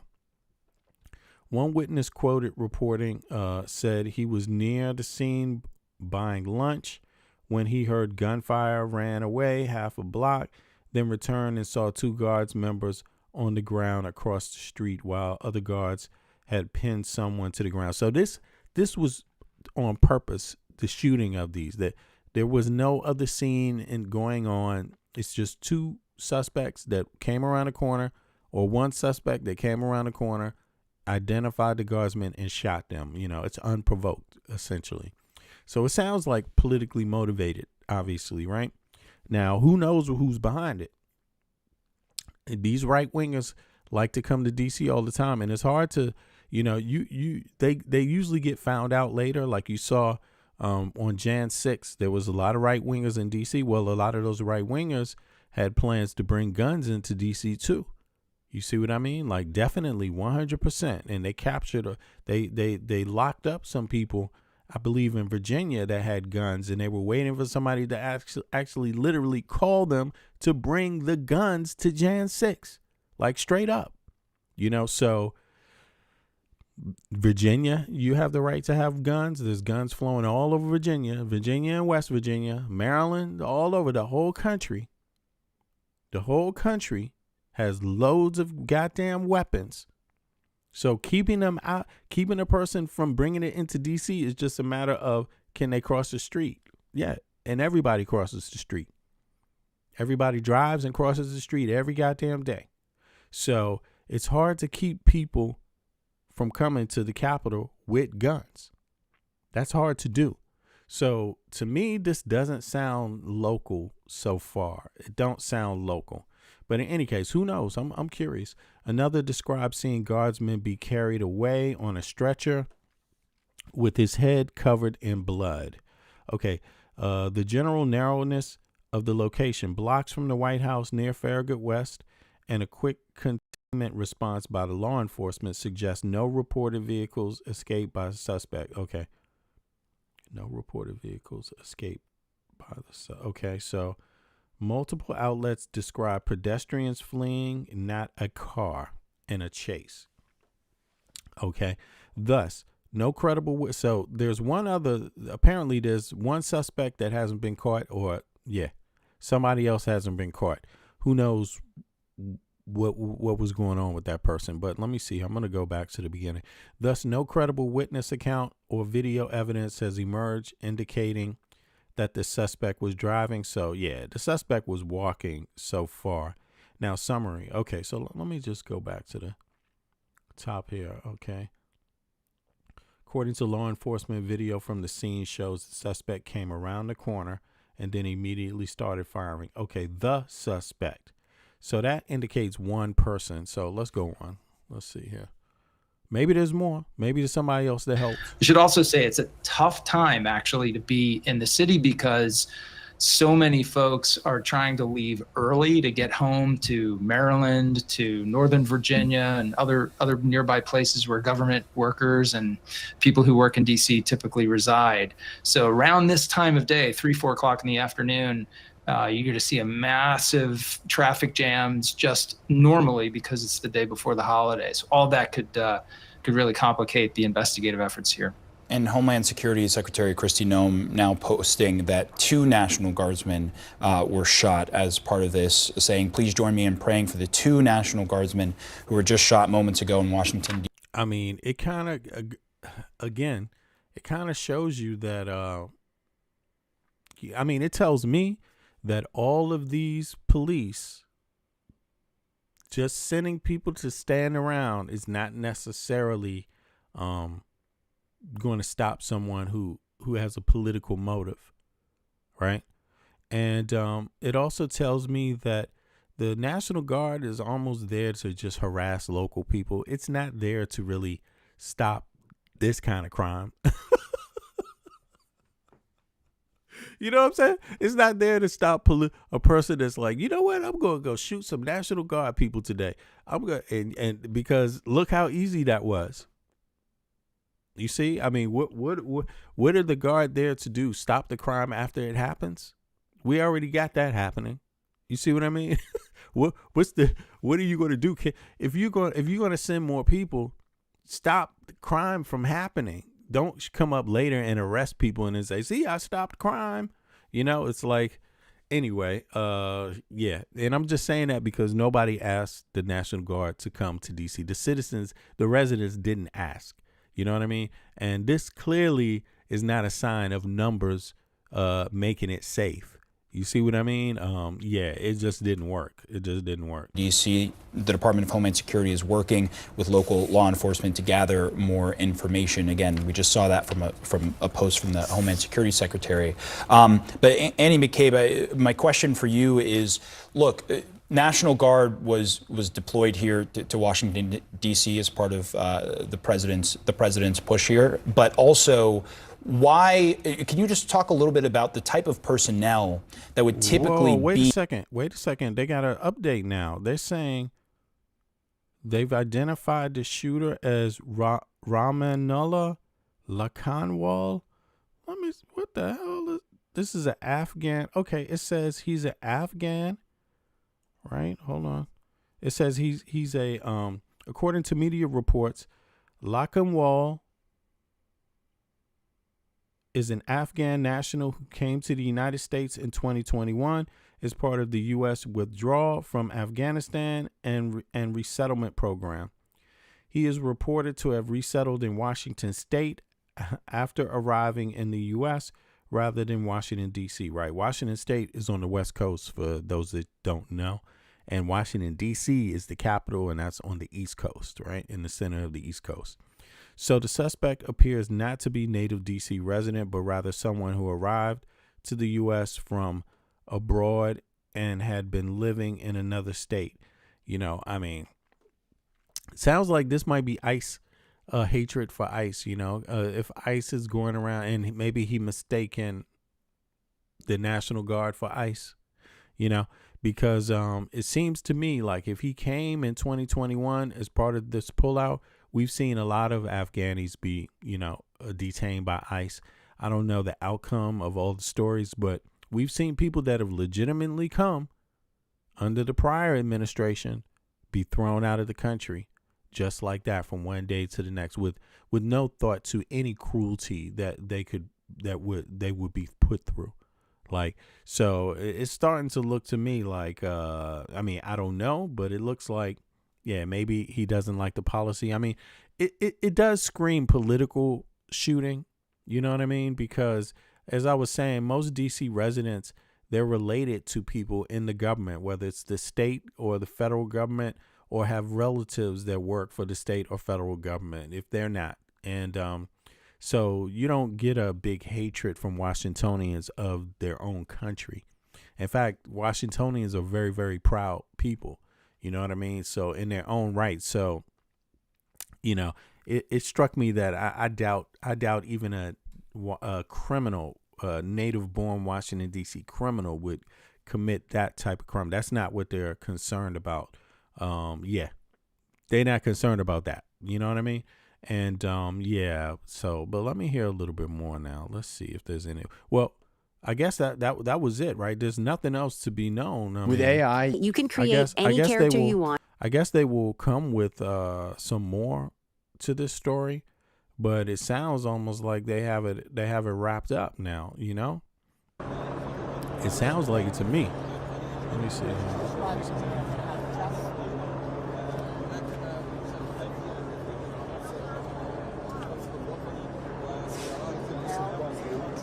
Are you looking for a spot to do lives or not? I'm with DCC. My shot's going out around the world. Sorry? I'm with AP. My shot's going out around the world live Okay, right now. great. Because you know it's 2 calls to 17. Trying to.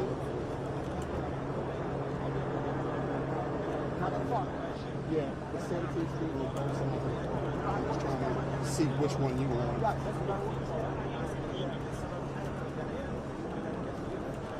Do you mind if I...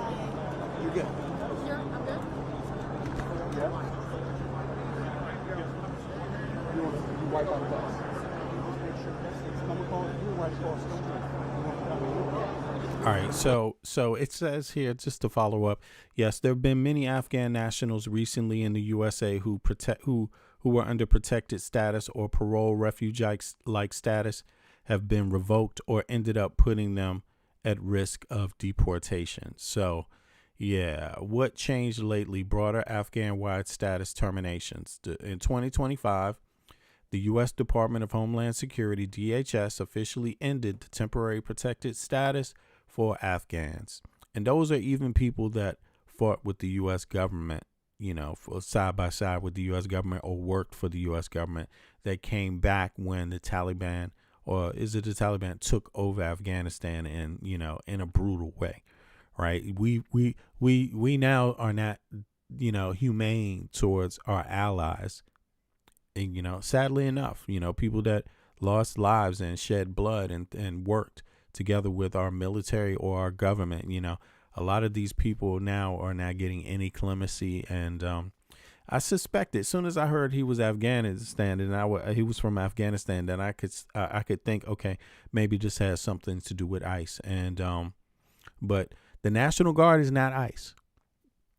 Just for people to know, the National Guard is just, they're another agency just put in the middle of this situation in the United States, not particular to ICE, not particular to any purpose, you know, just there, just sent out as a weapon towards the American people, sadly, by this administration, you know, to harass locals. So, yeah, just something to think about when you're trying to get revenge or angry. Like, everyone is not on the same side. Even people that are wearing a badge don't necessarily support this administration, you know, so keep that in mind. Yeah, exactly. The ending of TPS means many of those Afghans, including people evacuated in 2021 or arrived shortly thereafter, potentially lost legal protections. Yeah. So, yeah, that's sad. But just one more tragedy in the midst of many tragedies. So let's go on. Hold on one second here.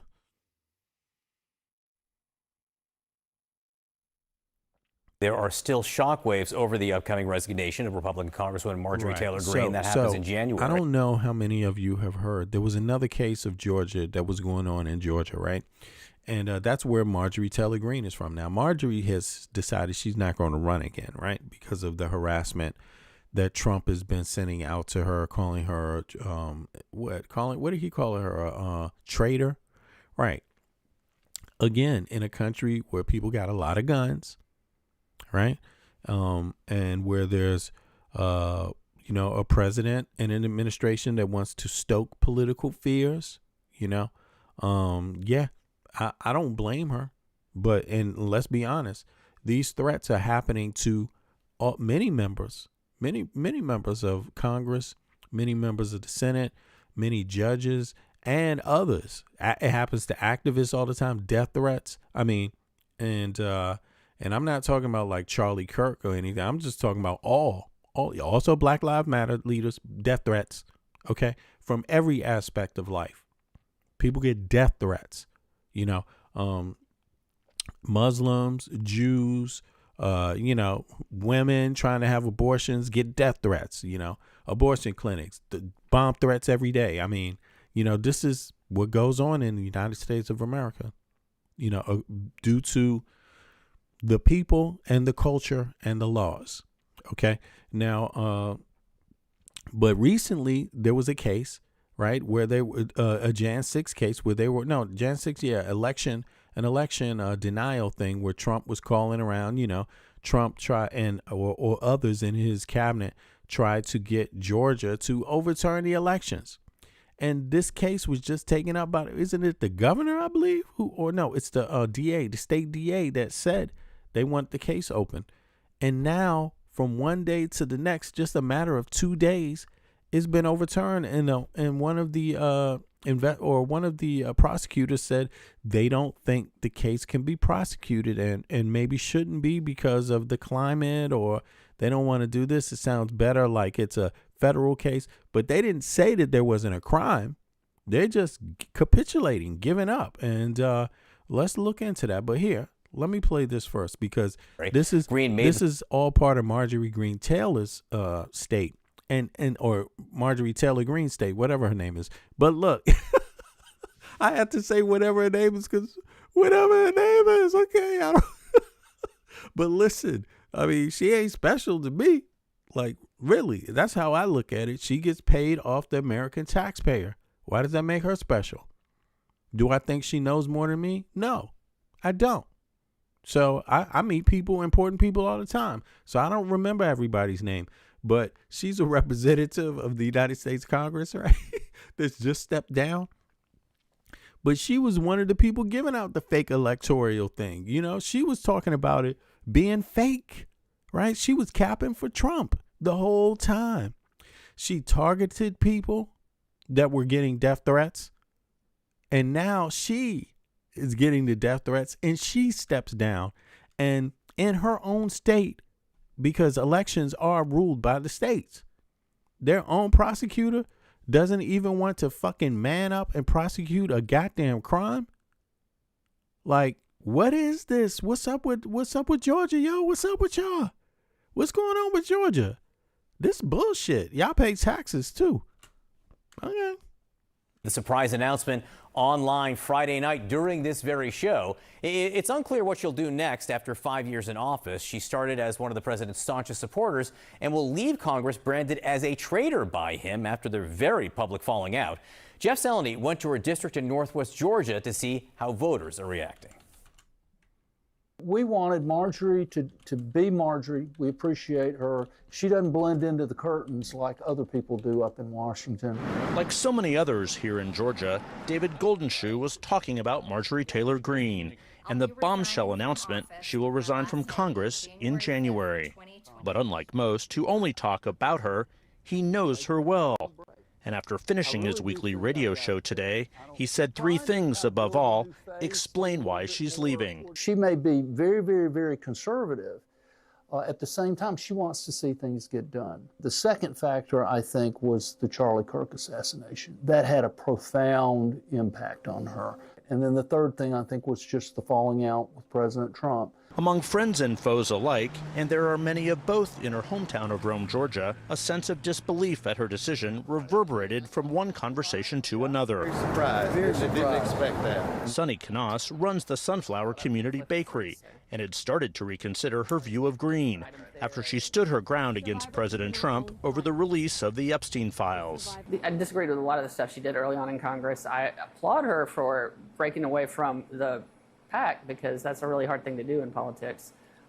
There's just a handful of people that are brave enough to do that, so I've got to hand her that. Like breaking away from Trump, you mean? Right. Breaking away from Trump and just standing More up. information. The 14th congressional district, stretching from Atlanta's suburbs to the Appalachian foothills and Tennessee state line, has long been Trump country. Congresswoman has long led the loyalty parade. Come on up, Marjorie. Come on. Thank you, Mr. President. All that a distant memory after she criticized the president and he turned on her. Marjorie Taylor Greene.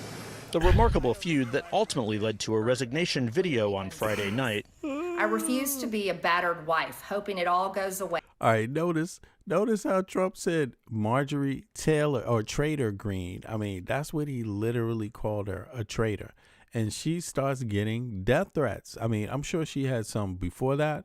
But yeah, she started getting death threats now. And this is her state, right, Georgia, that is now failing to prosecute. There are still shockwaves over right? the upcoming resignation of Republican Congresswoman Marjorie Taylor Greene. That happens in January. Greene made the surprise announcement online Friday night during this very show. It's unclear what she'll do next after 5 years in office. She started as one of the president's staunchest supporters and will leave Congress branded as a... All right, sorry about that. Yeah, now this is her state, right, where this is going on. And think about this. She is threatened. She is violently threatened. She lives in a state. The federal government isn't doing a damn thing about her life being threatened. The state government isn't doing a damn thing about her life being threatened. Where are the fucking people being prosecuted? Then, on top of that, right now, on the same day, the same time this is going on, the state announces that it's also going to decline, right, to prosecute people who fraudulently tried to overturn the election. Look at this. Look. What happens if This is ridiculous. And it's a state thing. The state passes it over to the federal government, but it's the states who run the elections. It's actually the states. So in my mind, that's like saying, damn, so you got your citizens. They pay taxes, they pay state tax, they pay federal tax. Well, for what? For what? Because this is not a free and fair society. Not when you have this series of events going on. Now, let's just review it real quick. I mean, I hope you get where I'm coming from with this, because again, this is not me saying this. This is Marjorie Greene Taylor's situation, and that seems to be like just really, really wild at this point. Like, here, let's review it. 2 seconds. Here we go. Yeah, I don't get it, but it seems like they're failing on all levels right about now. Here, let's check this out. To that breaking news out of Georgia, we're getting more information. The state judge involved in this case, Scott McAfee, has now granted a Hit the like button, y'all. Appreciate it. prosecutor's request to drop that 2020 Georgia election interference case, meaning What's up, Eric? it is now dismissed.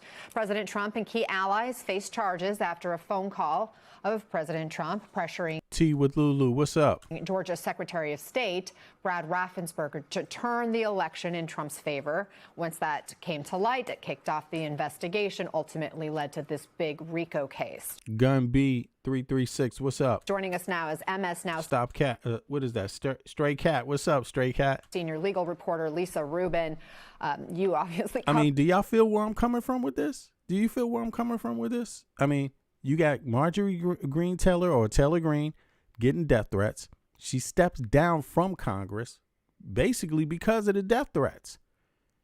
Then, at the same time, just in days of each other, the state refuses to prosecute the fake electoral scam, right? And but that's state. That's federal. They say they turn it over to they're saying the federal government. Sounds like something the federal government should do. But you know the fucking federal government is not going to investigate its own leader. I mean, what kind of bullshit is that?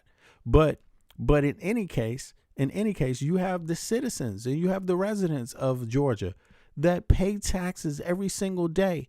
This is like talking about this is taxation without representation. That is essentially what it is, among other things, other crimes. But the gist of it is taxation without representation, because if you can't have political representation, you don't have a voice. And if it's not free and fair, then what the fuck is going on here? Like, seriously, this is really, really bad for Georgia. This is bad. But you tell me what you think. This case extensively. Here we are. It's over.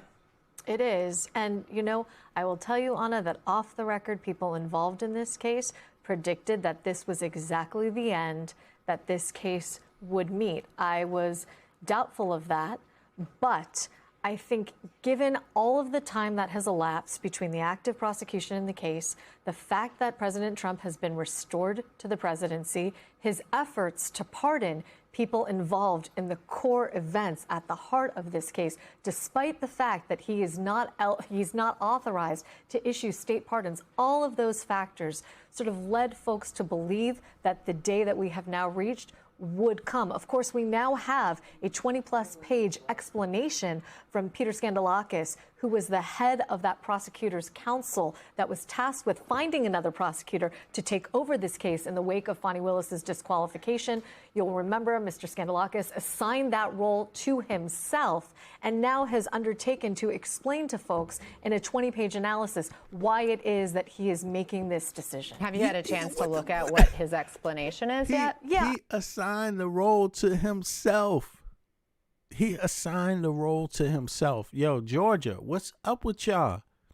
Look, regardless of your political affiliation, regardless of whether you're a Democrat, Independent, Republican, regardless of whether you are a, this really does speak to citizenry, this right here. Why? Like, why? What is up with this? Like, and this is, I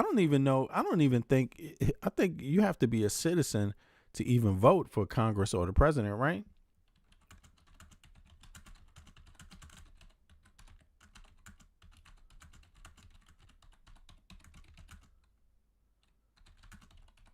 I think so. I think it's only state elections that residents can vote for, right? It says in the United States, you must be a citizen to vote for the president or Congress. Right. Exactly. Because those are federal government things. Right. But you can vote for state government. You can vote for the mayor. You can vote for the, city council, all of this stuff. Local. You can vote for local government. Now, but in my mind, so that excludes foreigners. So no matter if you're MAGA, this has nothing to do with anybody who's an immigrant or a foreigner. This speaks directly to American citizens only. This is American citizens' concern primarily, right? What's going on in Georgia? Like, you want to be a state, or do you not want to be a state anymore? Because if you got this kind of bullshit going on, basically you can't even be a state. You should just this is the business of the state specifically and its citizens. If it's not their business, then it's nobody's business. Like, flat out. It's nobody else's business. If it's not the citizens of the state of Georgia, if it's not your business this is speaking to, it's not speaking to nobody else's business. It is only you that can do something about this. And if you capitulate on this, you basically saying, fuck voting. You basically saying, fuck a vote. Because you don't believe in democracy. Like, flat out. You can't have it both ways. I mean, I think part of it is that in the interests of justice, he is saying, given the time that has elapsed and to promote finality, he thinks that this is the right recourse here. And with respect to finality, let me underscore what I think he means by that. Donald Trump is in office again. He cannot be prosecuted for actions that were taken in an official capacity under the Supreme Court's presidential immunity decision. Mr. Skandalakis may have concluded that in order for this case to move forward, it would have to wait for Donald Trump, at least as against Donald Trump, it would have to wait for him to leave office. Facts. On the other hand, if it proceeded against other defendants while he is sort of immune from prosecution, then the question becomes, is that fair to him in absentia as a defendant who is ineligible to be tried, to have these decisions made without him in ways that could color a future jury pool, for example, or even color future judges ruling on things like evidentiary matters? What do y'all think about that? Do you think that's a legitimate point there that she just made there? Let me see. It sounds somewhat reasonable, but it's fucked up. And when you look at the fact that you have a state representative that steps down because of death threats, and that right there, when you add that to this, I don't understand it. You got to get something right there. You got to get something done. You need to get something done in the name of democracy, real, actual democracy. Decision. Have you had a chance to look at? Let's hear this. Let's hear the explanation here again. What his explanation is yet? Yeah, I mean, I think part of it is that in the interests of justice, he is saying, given the time that has elapsed and to promote finality, given the time that has elapsed. I mean, they had 4 fucking years before. They had 4 years. When Biden was president, Trump was not president. Thinks that this is the right recourse here. And with respect to finality, let me underscore what I think he means by that. Donald Trump is in office again. He cannot be prosecuted for actions that were taken in. You see? But he was in there. January 6th happened, right? Then he left office for 4 years. What happened then? Then you had Marjorie Greene Taylor talking about it was a fake election in her own state, and now she's getting harassed by the same beast. I mean, this is a hot mess. This is what clumsy, inexperienced democracy looks like. This is democracy that's not being attended to. This is what it looks like. An official capacity under the Supreme Court's presidential immunity decision. Mr. Skandalakis may have concluded that in order for this case to move forward, it would have to wait for Donald Trump, at least as against Donald Trump. This is a state case per Purdue Jones. This is a state case, not a federal case. Okay, we talking about a state case, so it's not about Merrick. Okay, but have to wait for him to leave office. On the other hand, you need to find out who the state prosecutor is for Georgia. And if it proceeds, it's an election thing. So, and this was the state talking. We're talking about the state here. They're the ones that charged the case 2 days ago. Now they're saying they can't proceed. Against other defendants while he is sort of immune from prosecution. Then the question No worries.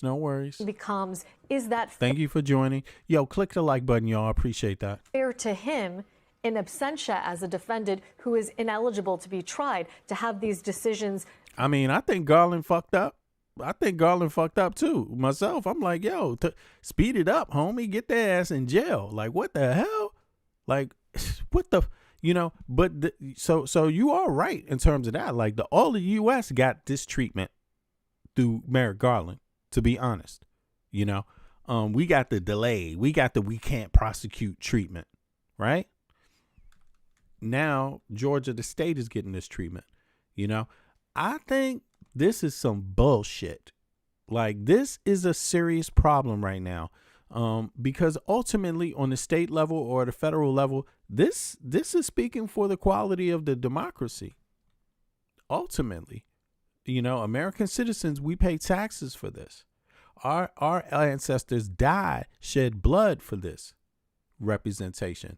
And this is some bullshit representation. I have to say it. Like, it's not good representation. You can't have corruption on any type of corruption win the day and supersede democracy, to interfere with democracy, because then you just got a situation where there's taxation without representation. That's what it comes down to.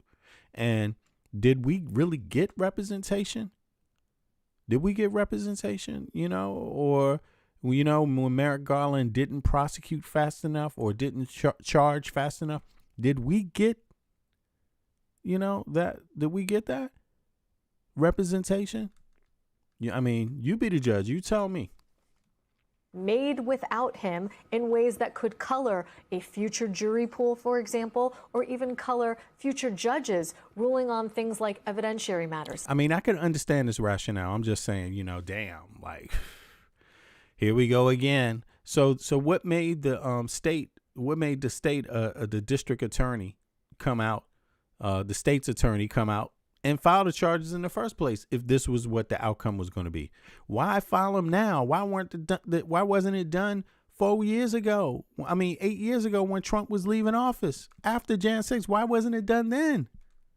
Like, I don't get this. So I think that the finality aspect of it was important to Mr. Skandalakis. I have not been able to go through this in exhaustive detail, but trust me, I will. Today, I'm really interested in seeing how he justifies this decision. Again, this is all breaking right now. Right. And we're bringing it to our viewers in real time. The fact that Judge Scott McAfee, signed off on this so quickly, it all just is coming down as we go. Eric said, do you want this case? Nope. I mean, yeah. I mean, when you got your state representative getting death threats, then that means anybody can get some. That means all the judges in the whole state, right? Isn't that what that means? When you can issue death threats that shake up a congressional member, that means anybody in the state can be getting death threats and you can't solve it. That's pretty much what it means. And I think I'm curious myself, because what type of, how are they using, how are they getting away with this? To me, it just sounds like, again, this can't be a good sign. I understand it happens, but it can't be a good sign. There's something bad happen. I mean, does Mark Zuckerberg know how are they getting away with making death threats to these congressional members, to these judges, to these senators, to any of them? How are they getting away with it? I'm just curious, But you mentioned that key line about serving the interests of justice. A lot of people are saying if you don't see the case to its conclusion, is justice served? I think that is... Yeah, Chris, I hear you. I think so. I think I nailed it there too. And I'm not trying to be harsh on my own country. Like, I'm just concerned, it comes from a place of concern for me, like, and just understanding what democracy is. Like, I live in a democracy. I live outside of the U.S., but I just voted on the, in the state level just the other day for the type of government I want in the part of the country I live in, right, which is Copenhagen, right? And, I do know that that corruption can't be good for democracy. Corruption is not good for democracy. To me, this smells of a lot of corruption, ultimately. Some type of, however you want to describe it, it doesn't have to be one type of corruption. It could be a multitude of things all coming together at the same time. But in terms of the average citizen and what it means to be that, and how this affects what a democracy is, our rights, to me, this can't be good. Like, it's too much of this going over. I mean, if you can subvert the American people in an election, then you can't have a goddamn democracy. Like, you can't. That's the problem here. You can't have it on a federal level. You can't have it on a state level. If you can do it in threatening and getting somebody to step down, you're subverting the democracy, because people voted for her. You see, and anyone should have the right to be able to run for office and sit and not have to sit up there and have their life threatened. Like, why is it that way? Yeah, I think it's bizarre, to be honest, but a proper question. And by the way, Mr. Skandalakis says in his explanation that taken as a whole, the indictment, and I'm reading right now from his memo, alleges a compelling set of acts which, if proven beyond a reasonable doubt as required by our Constitution, would in fact establish a conspiracy undertaken by multiple individuals working toward a common objective to overturn the results of the November 2020 presidential election in Georgia and other states across. They're guilty. I hear you, Bits, though. I hear you. But on another, just back to this main point, they're guilty. Like, they're basically guilty of this shit, and guilty of it. It wasn't just, something that affected every American, but they're guilty on the state level too. Like, they're guilty on the state level, because he picked up the phone and was like, I want you to give me some more votes. I mean, what the fuck? Like, it was just all out corruption, And, American people, please just wake up. Like, please stop making your life more complicated and demand more of government. Demand more of your tax dollars. It is your tax dollars. They can't function without you giving them money.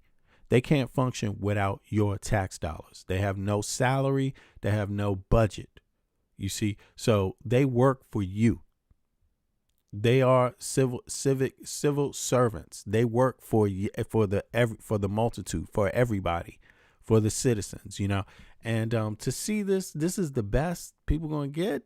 At the same time, they don't even want you to have health care to be able to afford it. They don't even want you to have free and fair access to fucking education. They don't even want it, and they can't even get this part right. Like, okay, the country.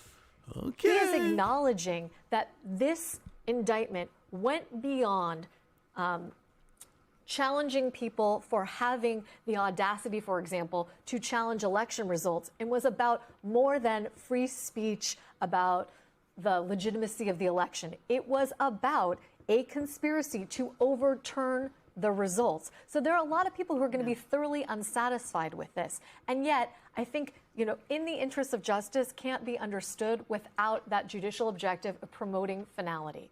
And I think for Mr. Skandalakis, the desire to have it come to a conclusion at a time where otherwise this would drag on for years. Right. I mean, couldn't that have been the alternative? Couldn't he have waited for the president to get out of office and then come back and revisit this? He could, but think about the evidentiary problems then. This is about a 2020 election. We are already almost in 2026. Yep. The vitality of people's memories goes away. It is very hard to try. And what the fuck? That I don't agree with. What are they talking about? Like, if that's the case, oh my God, that's not good news for people, man. That is not good news for people. Just the idea that people can't remember that far, the vitality of people's memories. What is that? Is there some sort of statute of limitations on when you could charge and when you can't? I don't really get it. I don't get it. I'm not getting this one. I'm not getting it, y'all. Case, the further and further away you get away from the events in question. Lisa Rubin, Okay, I'm not really sure, but hold on. Let me see here. What else is going on with this? And now back to that breaking news out of Georgia. We're getting more information. The state judge. Sorry about that. Hold on. Let's see here. If you're tired of failing prop firm challenges. Good grief. Yeah. What do you all let me know what you think about that. I mean, I don't think it's good news. I think it's a lot of excuses, and for myself, I just think it's not enough. Not enough. American people, it's like to be American, it's like being told all the time you have to wait for justice, basically, on anything. Just wait. And you pay the taxes. You share the burden of everything. But whenever, your expectation, what your expectation can be of government is very, very low at this point. It's not much, it's almost like it reminds me of, don't ask the government or what they can do for you, but what you can do for your government. It's like literally you're paying them the money and then you still have to do the work for them.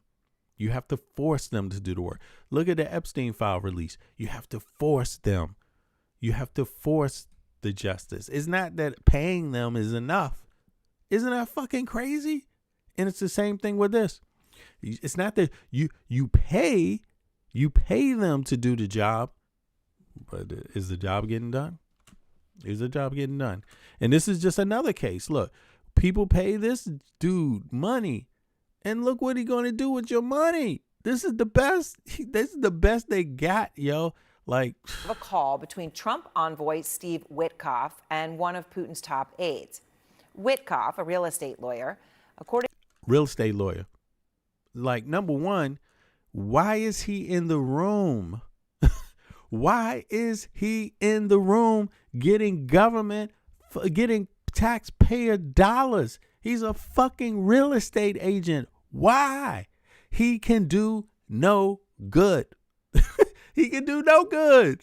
That's like, yo, you may as well get, just like I say this all the time. Just find a crackhead. Any crackhead can do a better job than this. Like, this man has no business in this room negotiating anything that has anything to do with state level shit. Nothing to do with it, And I mean, and if you're going to do that, then you might as well just go find a random crackhead, because they would do just as good, maybe even better. according to a transcript published by Bloomberg, is quoted advising a senior Kremlin aide. Let's hear his Breaking background. news, a leaked transcript of a call between Trump envoy Steve Witkoff and one of Putin's top aides. Witkoff, a real estate lawyer. Witkoff, a real estate lawyer. Let's hear that one more time. Steve Witkoff and one of Putin's top aides. Witkoff, a real estate lawyer. Witkoff. Steve Witkoff and one of Putin's top aides. Witkoff, a real estate lawyer and Putin's top aide went into the bar. What do you think happened? Real estate lawyer. According to a transcript. I mean, this is a story. This is some bullshit. Like, what do you think is going to happen? Do you think that a real estate motherfucking lawyer can go in a room and negotiate shit with Putin or any representative of his? I mean, is that really what you think this is? You know, you may as well have sent Jeffrey Epstein in the room to negotiate shit. You know, really, you may as well have. I mean, this is garbage. This is garbage. This means they can buy him off like that. Why? Because his expertise is a real estate lawyer. It's not in civil service. It's not working in government. It's not swearing to the Constitution. That's not his expertise. He can't even understand the ramifications of being corrupt. He can't even understand how that would devastate the United States of America, how destructive just one small act like that can be. He can't even understand that because he's a real estate agent. That's all he is. He hasn't spent years in service. He hasn't spent years in government. He's not fucking tested. And this dude is in the room with Putin. Published by Is Putin tested? How many years in government? Decades. 3, 4 years. 4 years. See, you see what I mean? Like, come on, man. They probably know every little piece of dirt about this guy in his entire fucking life. Because why? He was a real estate agent. He's allowed to just live any old way. I'm serious. I'm pretty sure about that. This is dangerous. Bloomberg is quoted advising a senior Kremlin aide last month about how to strike a deal with Trump.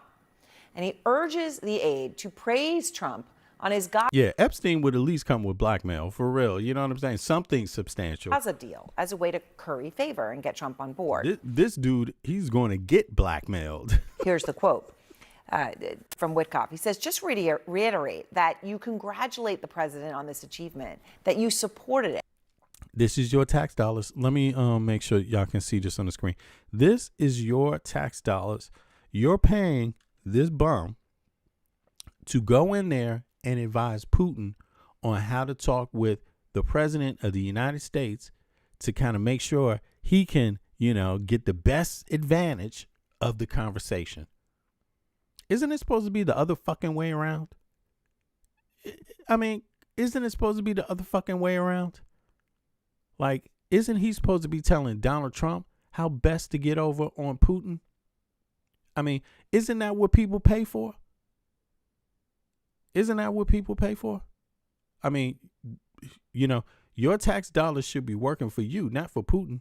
But now they're working for Putin. That's what this is. This is clear evidence of it. Advising. He's Putin's advisor at this point, paid for courtesy of the American taxpayer. Favor and get Trump on board. Here's the quote from Witkoff. He says, just reiterate that you congratulate the president on this achievement, that you supported it, that you respect that he is a man of peace, and you're really glad to have seen it happen. Putin's aide replies to Witkoff. Okay. I agree with you that he will congratulate. He will say that Mr. Trump is a real peace man and so and so. Well, that's exactly what happened. Putin called Trump 2 days later. That's the day they spoke for 2.5 hours, if you remember. And Trump called that conversation very productive. Well, the following day, Zelensky visited the White House, and that had been sort of set up in the anticipation that Trump was going to provide Ukraine those longer-range missiles. Well, that could hit Moscow. But after the call with Putin, Zelensky shows up, and boom, no. Request denied. Republican Congressman Brian Fitzpatrick, seeing all of these transcripts, tweeting, quote, this is a major problem and one of the many reasons why these ridiculous sideshows and secret meetings need to stop. Allow Secretary of State Marco Rubio to do his job in a fair and objective manner. Republican Congressman Don Bacon also posting, quote, it's clear Witkoff fully favors the Russians. He should be fired. Blunt words. It comes as Trump and Zelensky apparently. And this is being reported openly. This is openly being reported. And see, here's the thing.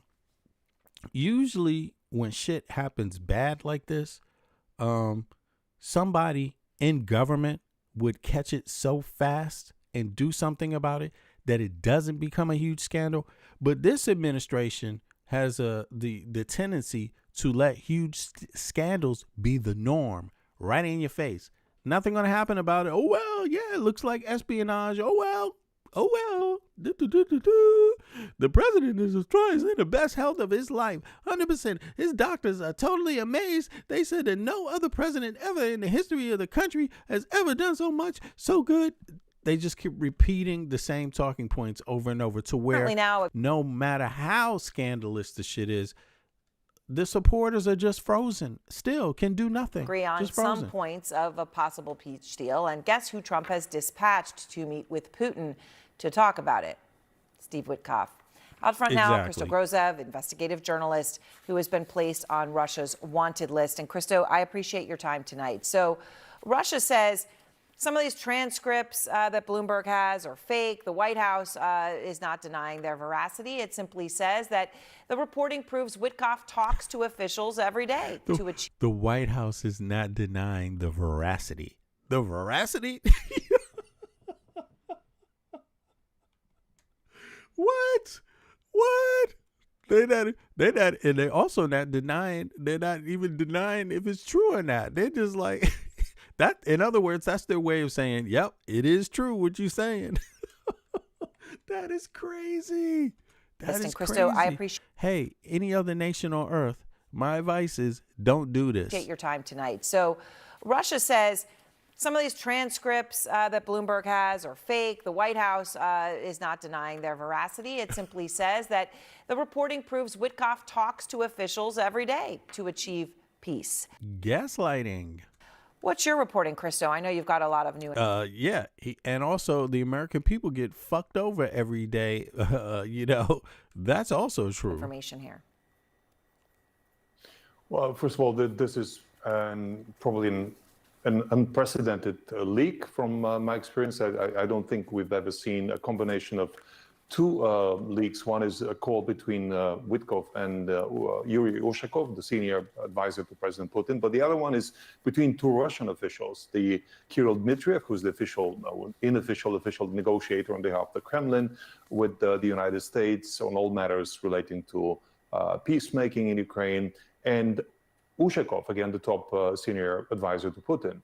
Now, what these two calls show to us is that there was, and in fact, a collusion. I couldn't say it in any other way. I couldn't describe it with any other verb or adjective, but it's a colluding between the person who's supposed to represent the United States' interest in the negotiation and the Russian official in how to actually gaslight, how to manipulate the American president into accepting the. Yo, exactly. And listen, this, I mean, I've been saying this for a minute since this administration has come into power, and their talking points, the way they construct their talking points, it's all military grade brainwash. It's like, this is not, these talking points and their approach to dealing with the American people has been from day one to gaslight.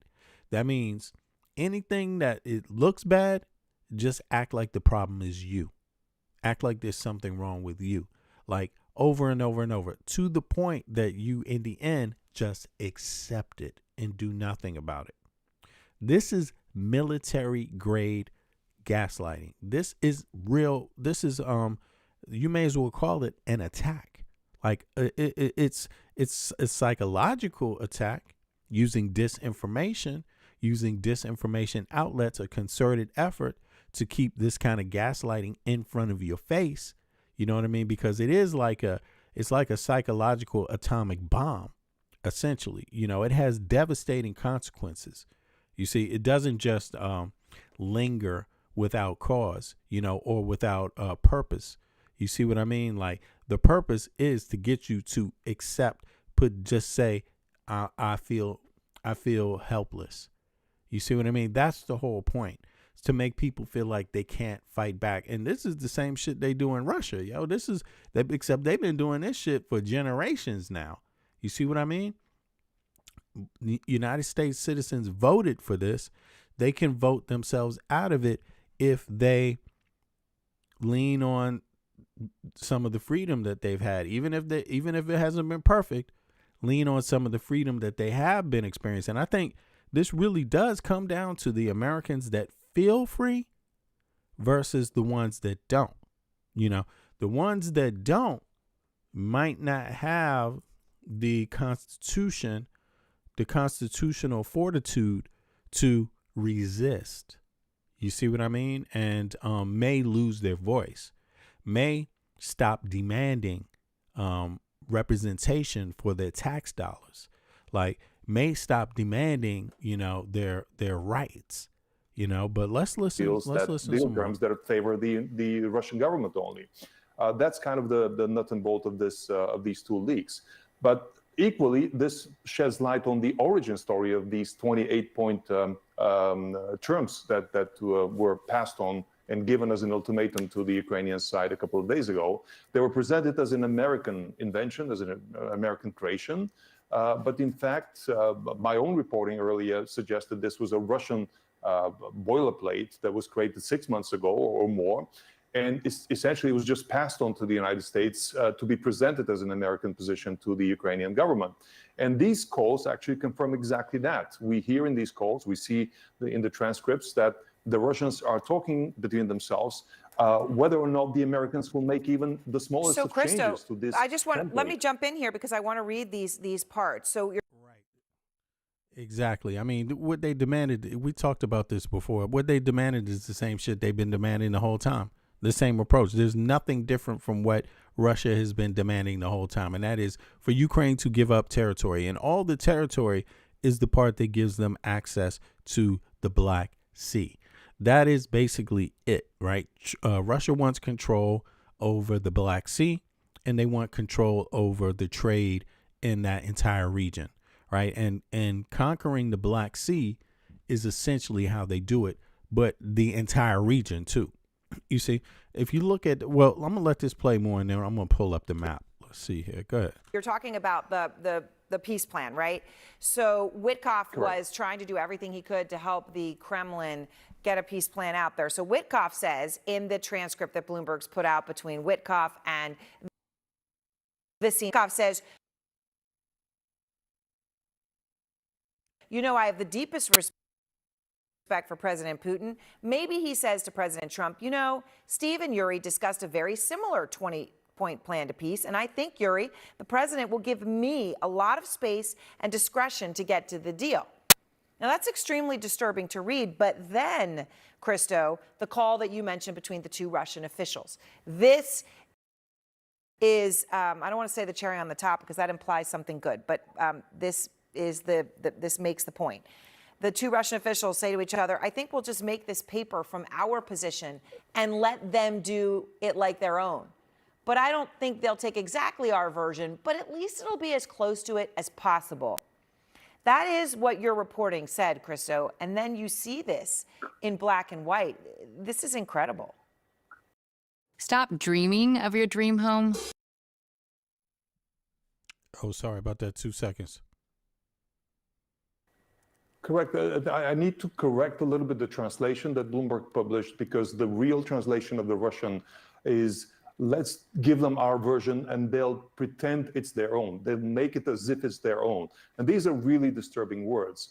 And they essentially confirm my own finding, which is that much of what we saw in these 28 points reflects something that I saw, that I was read into 6 months ago by a Russian insider who told me this is what we plan to propose to the United States. So essentially we're seeing Steve Witkoff siding with something that is a Russian proposal, substantively a Russian proposal. Maybe there are a couple of these 28 points that were added later, but they don't reflect the core of a pro-Russian position.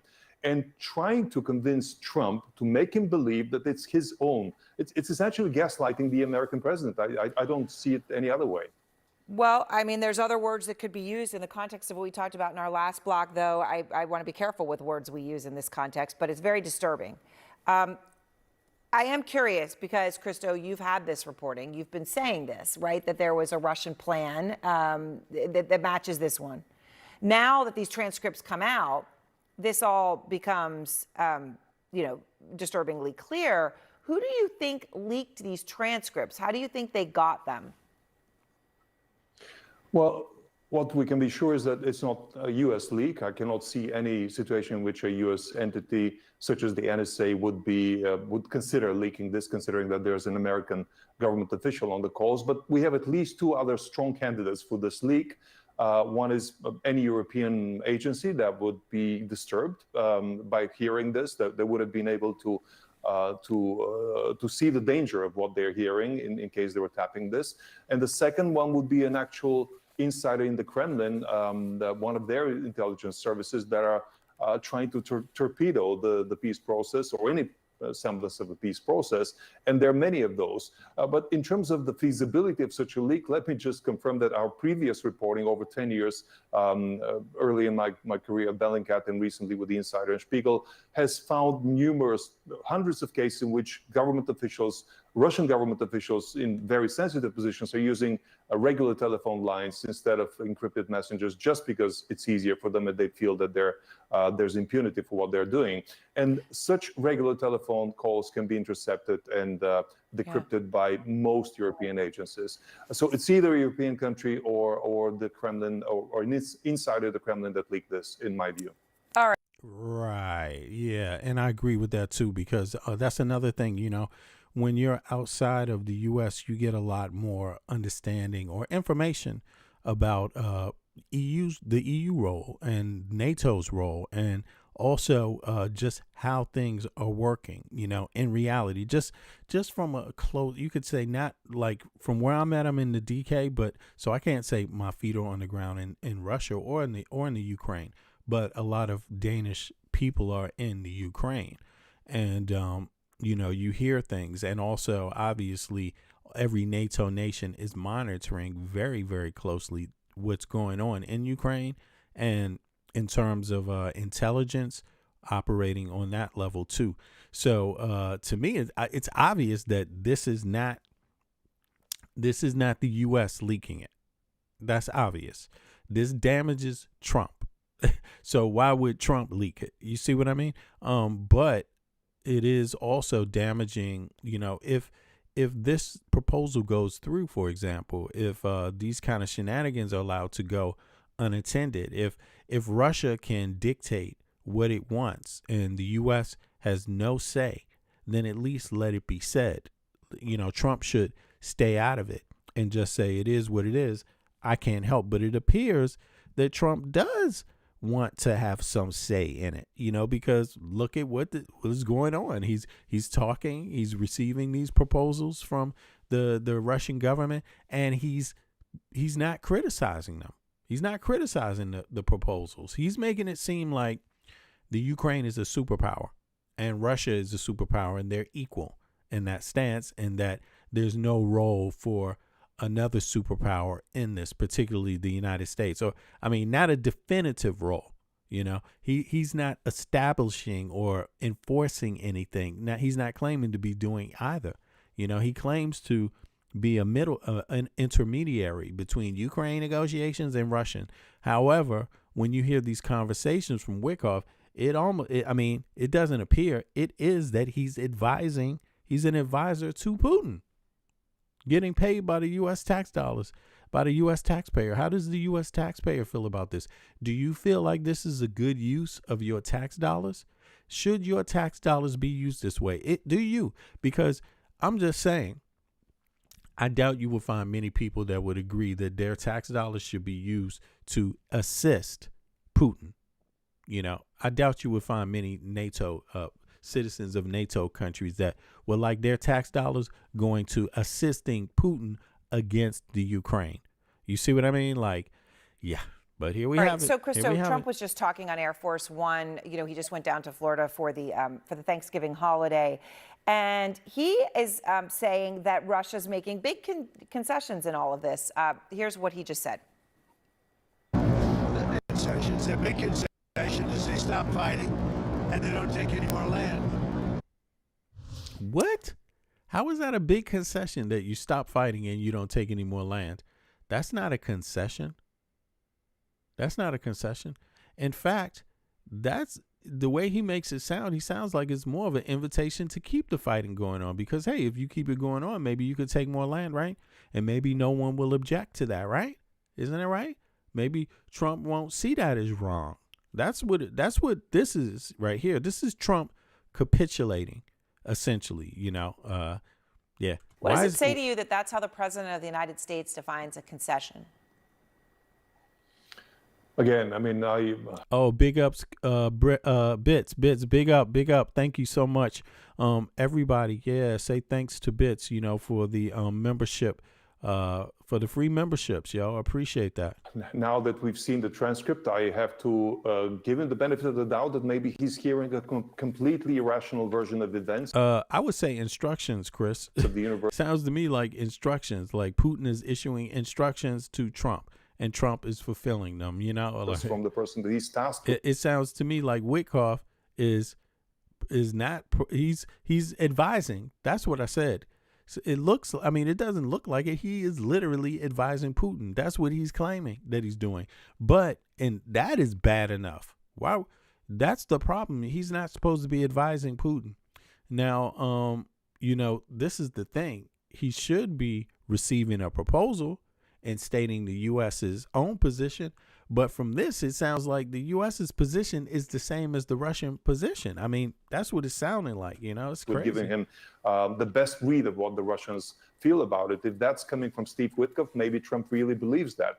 But in actual fact, none of the points that we saw in the 28-point proposal present any concessions on behalf of Russia. All of that is pro-Russian. Even the one item that was included there that may have appeared to somebody reading it as a Russian compromise, which is the deployment of fighter jets in Poland to protect Ukraine. Even that most likely is something that the Russian... Exactly, Bits. It's the same as Maxwell being interviewed by Trump's lawyers. Exactly. It's like a double play, but it's two, Putin and Trump against Ukraine, essentially. And as long as Trump says that no, I'm helping Ukraine, I'm on Ukraine's side, then Ukraine is defenseless. As long as Trump keeps saying no, I'm fighting for Ukraine, in a way it harms the EU's ability to protect itself. And because if Trump just said, hey, I'm out of it, then hey, everyone would know what it is, right? But when you have a partner that keeps saying, hey, we're partners now, slow down. Hey, what do you think about this? And they're only arguing the same perspective as the individual that's attacking you. That is crazy. That's what he's doing. I mean, this is first of all, if you ask me, it's treasonous. Secondly, it's also not just treasonous to the U.S., but treasonous to NATO. I would say that what Trump is doing. And but the problem is that only American citizens can decide this situation. And if you don't think it's a problem as an American citizen, then, hey, this kind of issues are going to continue. This type of standard will be the norm pretty soon in concrete if American citizens don't stand up against what this looks like. Because it looks like treason to me, You could have more. Prevent Ukraine from American citizens got to understand that, there are people that want, your enemies would want you destabilized. Your enemies would want your economy bad. Your enemies would not want you to have rights, right? Your enemies would want you to turn into a repressive government. Your enemies would want you to retract yourself from engagement with the rest of the world, right? Your enemies, if you're going to be engaged with the rest of the world, your enemies will want you to do it in a way that validates their own existence as well. So to be repressive, to kind of show that hey, although there's these other people, superpowers in the world, they're not that bad in light of the fact that Trump is the president of the U.S. So we may as well deal with them because look at how crazy Trump is.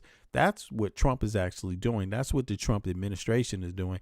He's basically turning the world against the U.S. I mean, if you ask me. Their own fighter jets from European providers, which is something that Russia has been very concerned about. So I do not see a single point that is a concession by Russia. Christo, thank you. Yeah, Ukraine shouldn't deal with the U.S. government, but they don't have a choice. They don't have a choice really because they're a small nation and they have been fighting and they want every option that could be available. I mean, I understand Zelensky, he doesn't like what's going on, but what's the use in alienating yourself? Why not keep the door open in case of any possibility that could save another life, and he knows that the U.S. from one day to the next can save pretty much every Ukrainian's life. The bombs will stop if the U.S. government says they have to stop, and the U.S. has enough soldiers and the U.S. has enough equipment to do that. Right. But, yeah, if you ask me, we're the reason why the death is continuing. I hate to say it that way, but our government's inaction is getting people killed. and that's sad because it only makes us weaker. I mean, for the EU, for Russia to gain Ukraine weakens the U.S. Now look, for a lot of people that don't really look at this stuff all the time, here's the map, right? And let me see here. Can I pull it up? Can y'all see this? Here's the map.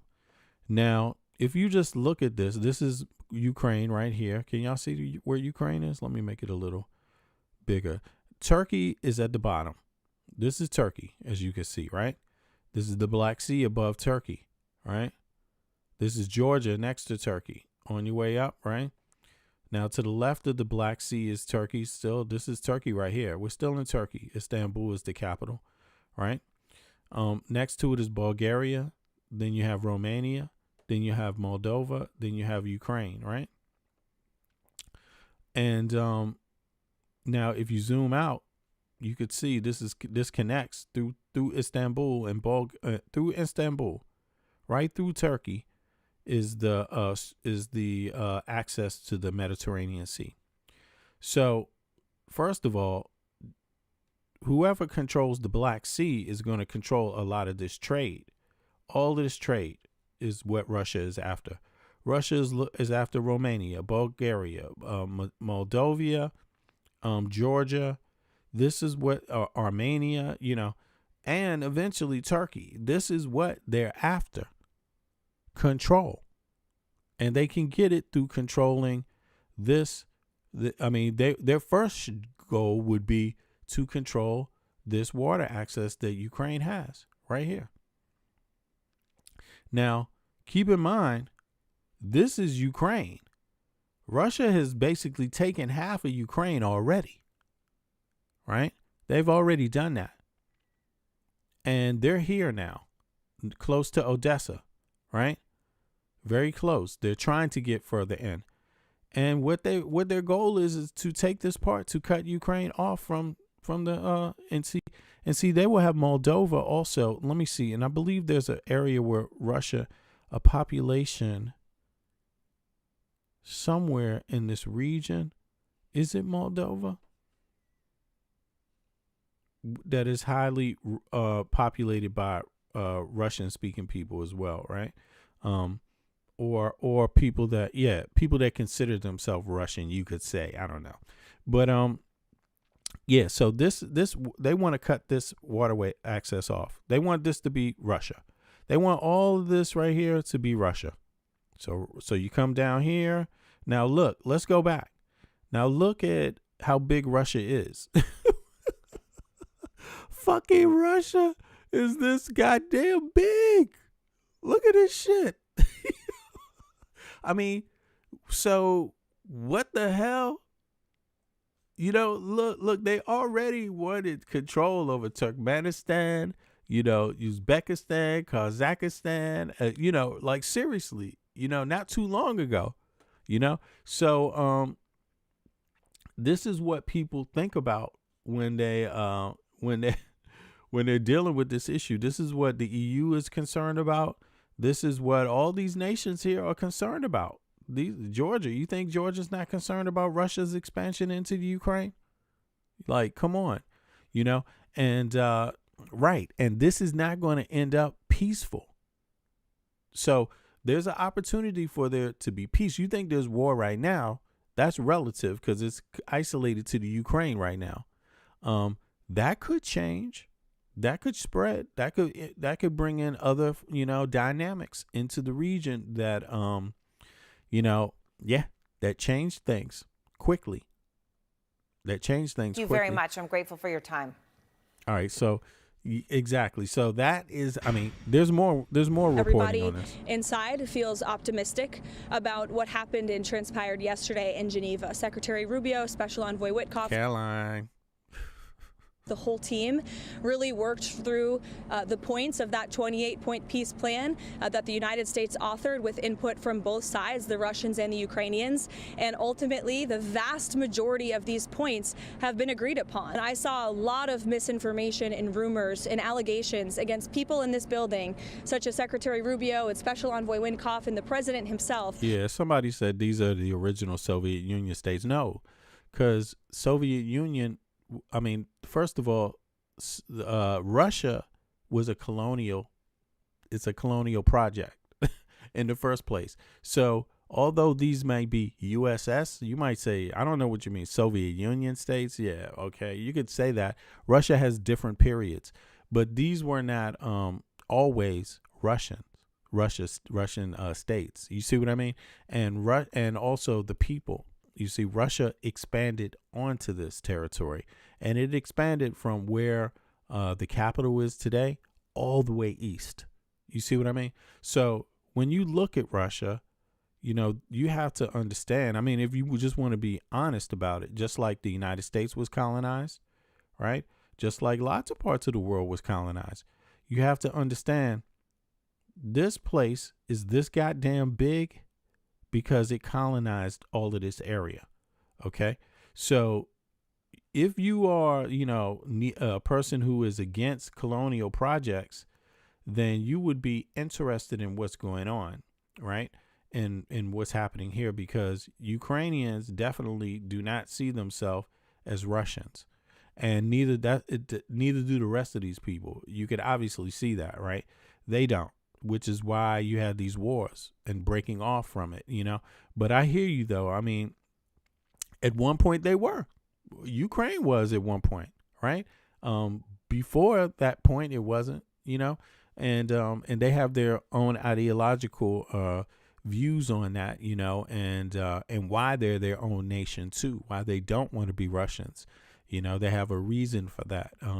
It's not just that they don't want to be Russians for namesake because there's a lot of gold in them hills. No, it's because they were, you know, under the USSR, they were like second-class citizens. They were serfs, like slaves, essentially, not treated like full-blooded members of that, you know, colonial state, that colonial project. You see what I mean? So, but yeah, exactly. At one time they were, and now, let me ask you: would you like the United States to become that big?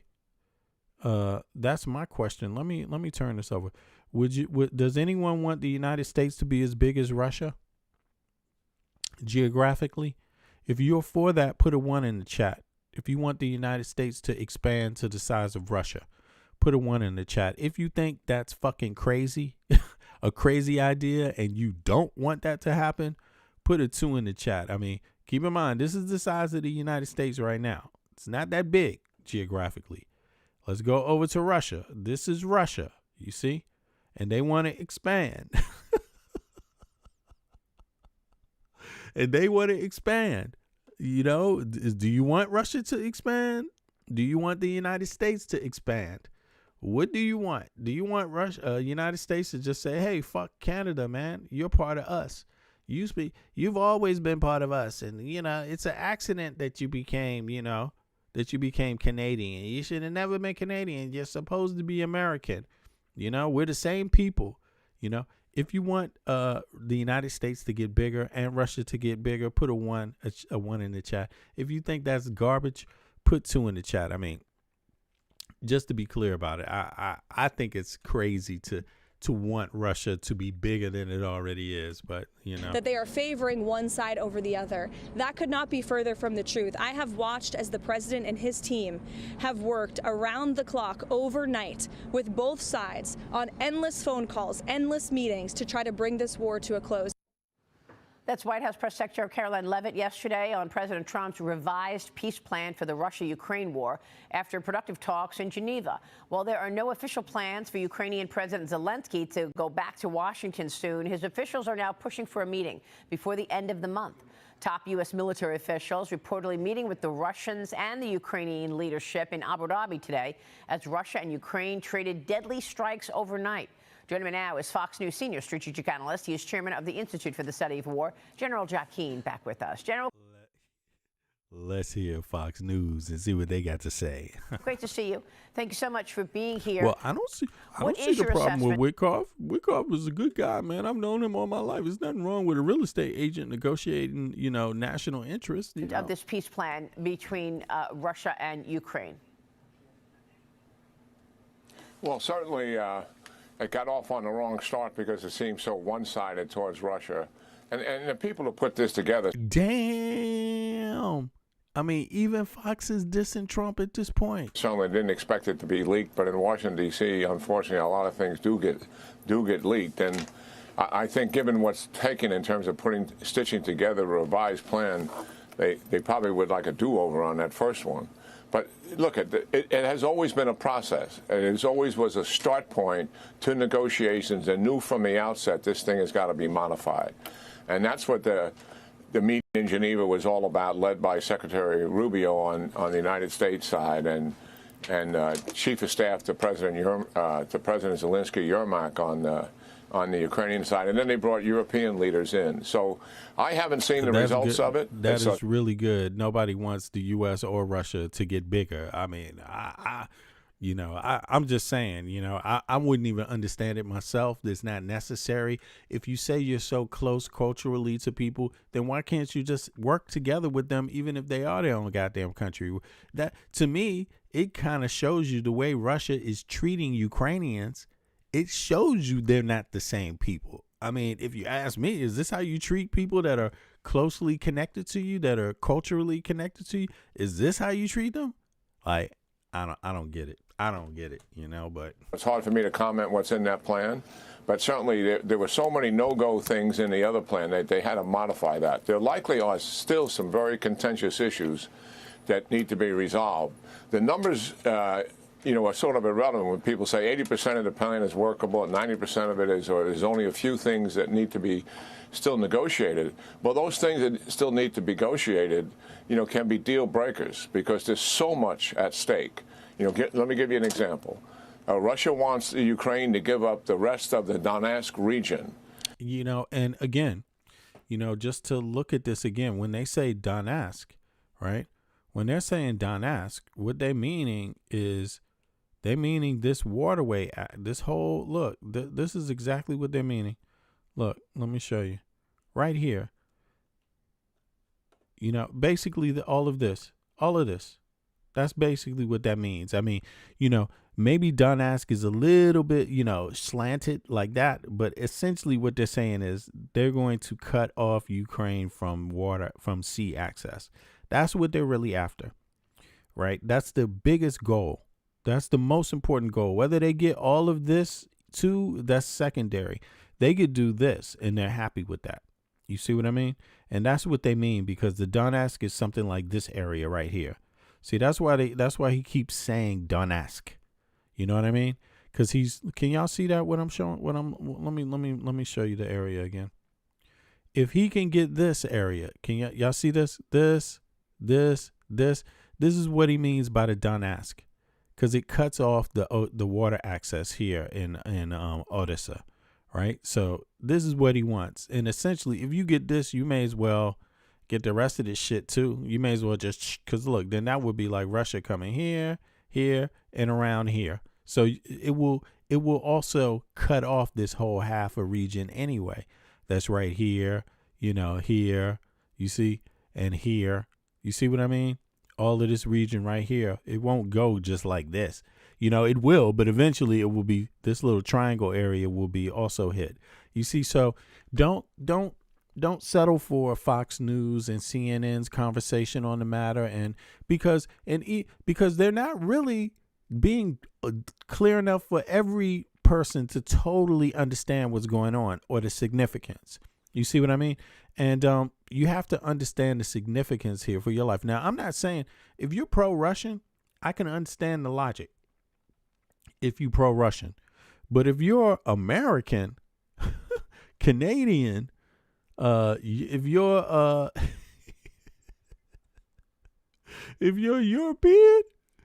European, right?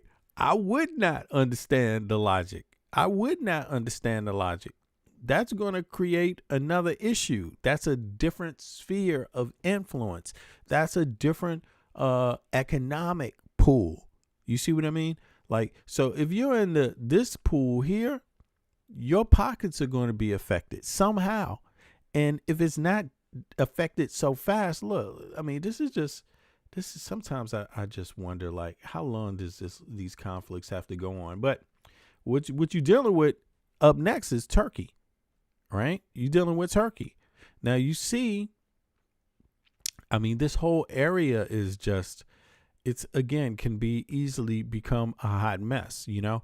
And yeah, you know, once you get the Black Sea, then the next thing is the Mediterranean, obviously, right? Then you're dealing with Israel. Then you're dealing with Egypt. Then you're dealing with Libya, right? You know, Syria, right? Isn't that it? You know, isn't that what it is? Greece, right? You know, isn't that what it is? So, yeah, it's another heated area right here. But let me just let this rock some more. Sorry about that. I just think it's so cool to be able to bring up a map when people are discussing things like this, because a lot of times it gets, you know, it goes through people's ears, you know, through their heads, because they don't really have the visual presentation there to, you know, to really picture it, you know. Voluntarily give it up. And Ukraine doesn't want to do that because they have a major defensive belt there that they have put into for a number of years. And the Institute for the Study of War looks at that and knows for a fact that Russia cannot take that militarily. As a matter of fact, it would take 2 to 3 years for them to take it. And that's the reality of it. And what is happening here is certainly Zelensky doesn't want to give that up. And why not? Because beyond that defensive belt, Maria, so our audience understand, is open terrain that's not defensible, that leads to the city of Kharkiv and eventually to Kyiv. In other words, it is a pathway to losing the country. Wow. The Russian generals certainly understand that. And that is why they're pressuring, from their perspective, voluntarily give that up and we'll give you some other land in return. And that's likely, I can't. When Fox News is breaking down the truth, that is a rare moment and people should listen. I mean, I can't believe I'm even listening to something that's real on Fox News right now. I'm almost like, what the fuck is going on? Like, why couldn't they have done this last year? I mean, think about this. They were totally advocating against this last year. What kind of bullshit is this? I mean, they literally are like an arm of Putin, Fox News, because they've been talking bad about Zelensky the whole time, trying to weaken his position, try to weaken his ability to rationalize with the American people, to get the American people to understand what was at stake. You know, Fox News was totally against it. And now they've come full circle. And look at this lady. She's one of them that's been totally against it, which is crazy to see her be willing to be educated by somebody else about this topic. Give that up. And why not? Because beyond that defensive belt, Maria, so our audience understand, is open terrain that's not defensible, that leads to the city of Kharkiv and eventually to Kyiv. In other words, it is a pathway to losing the country. Wow. It's a pathway to losing the country. It is. Russian generals certainly understand that. And that is why they're pressuring, from their perspective, voluntarily give that up and we'll give you some other land in return. And that's likely, I can't speak for Zelensky, but I surmise that's likely going to be a red line. He also wants to have, if we're going to make a deal, I got to have some security guarantees that Putin is not going to attack successfully, because he's broken every deal he's ever been involved in. Exactly. You know, so this is it. You know, if this deal goes through for Ukraine, Ukraine's pretty much finished.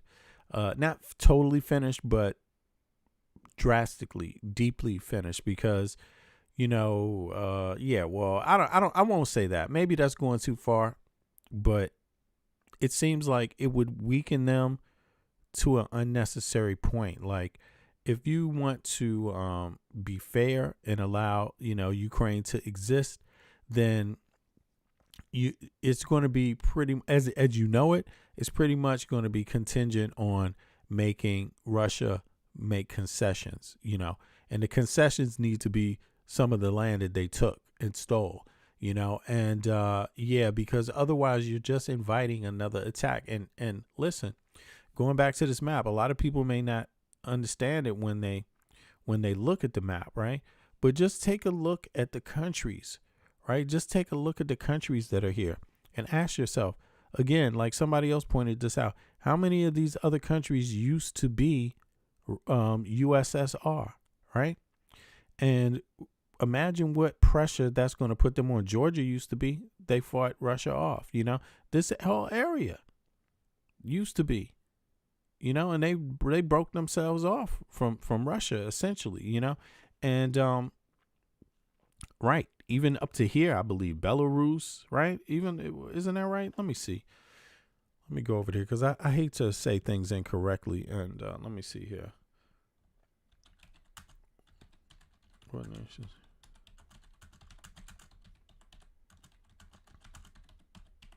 Let me see something here. Let me just pull up what nations really were a part of the USSR, so we know here real quick. It's 15 countries. I mean, that's a lot of countries. Look at this. Look at this. Russia, Ukraine, Belarus, Moldova, Estonia, Latvia. I mean, it was all the way to the Baltic Sea. Lithuania, Georgia, Armenia, Azerbaijan, Kazakhstan, Uzbekistan, Turkmenistan, Kyrgyzstan, Tajikistan. Now, look at this map again. You see this? You all of these countries, all of this. Look at this.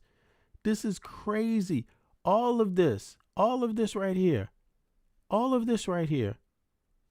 You see that all the way down to Bulgaria, right? If I'm correct.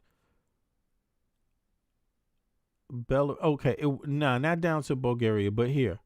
Let's see here. Down to here. Romania, Moldova, Ukraine, Belarus, Lithuania, Latvia, Estonia. You see what I mean?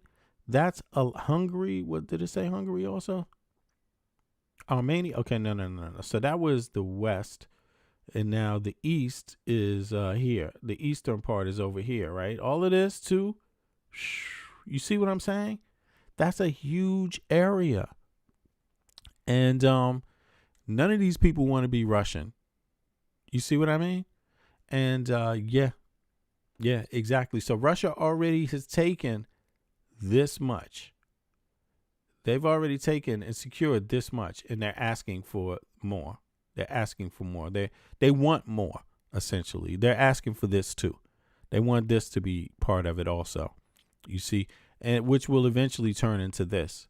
You see, all of this, right? Maybe Moldova also, because you got to understand, Russia, once it's here, then Moldova may as well become part of Russia. That's how they're going to think.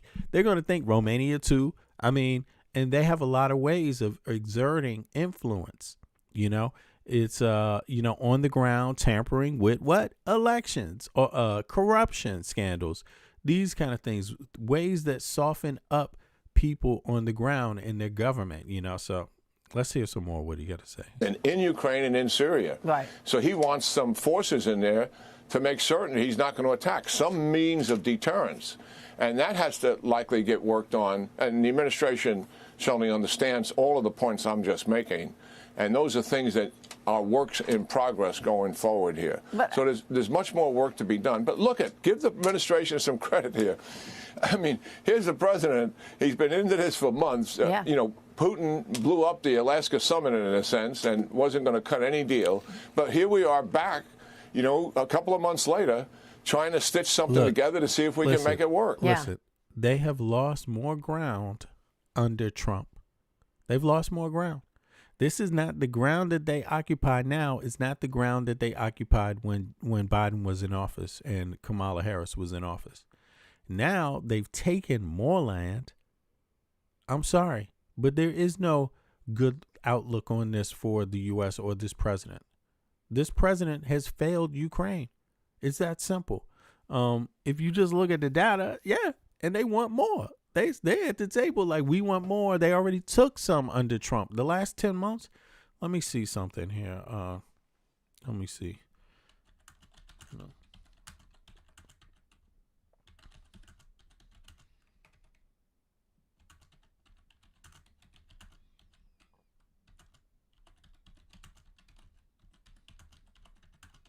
You know, they're probably going to be like, yeah, but look, all that land that we lost is because of Obama, what he did before I was president. I mean, that's exactly what they're going to say. Look, they've lost since Trump has come into office, according to a report published. When is this? 26? Just today. What the fuck? Yo. Yesterday, in the last 24 hours, on the 26th of November, right? 2025, that's yesterday in most places. Russia gained 258 square miles of Ukrainian territory in the period between October 28th and the 25th. Look, that's just in the last month. The same source shows that since January 20th, 2025, the average monthly rate of Russian gains has been about 169 square miles a month. Trump has a poor record on defending Ukraine or assisting or aiding Ukraine. Another report noted that in 2024, Russian forces captured about 168 miles, right? 4,168 kilometers. I'm sorry, not miles, kilometers.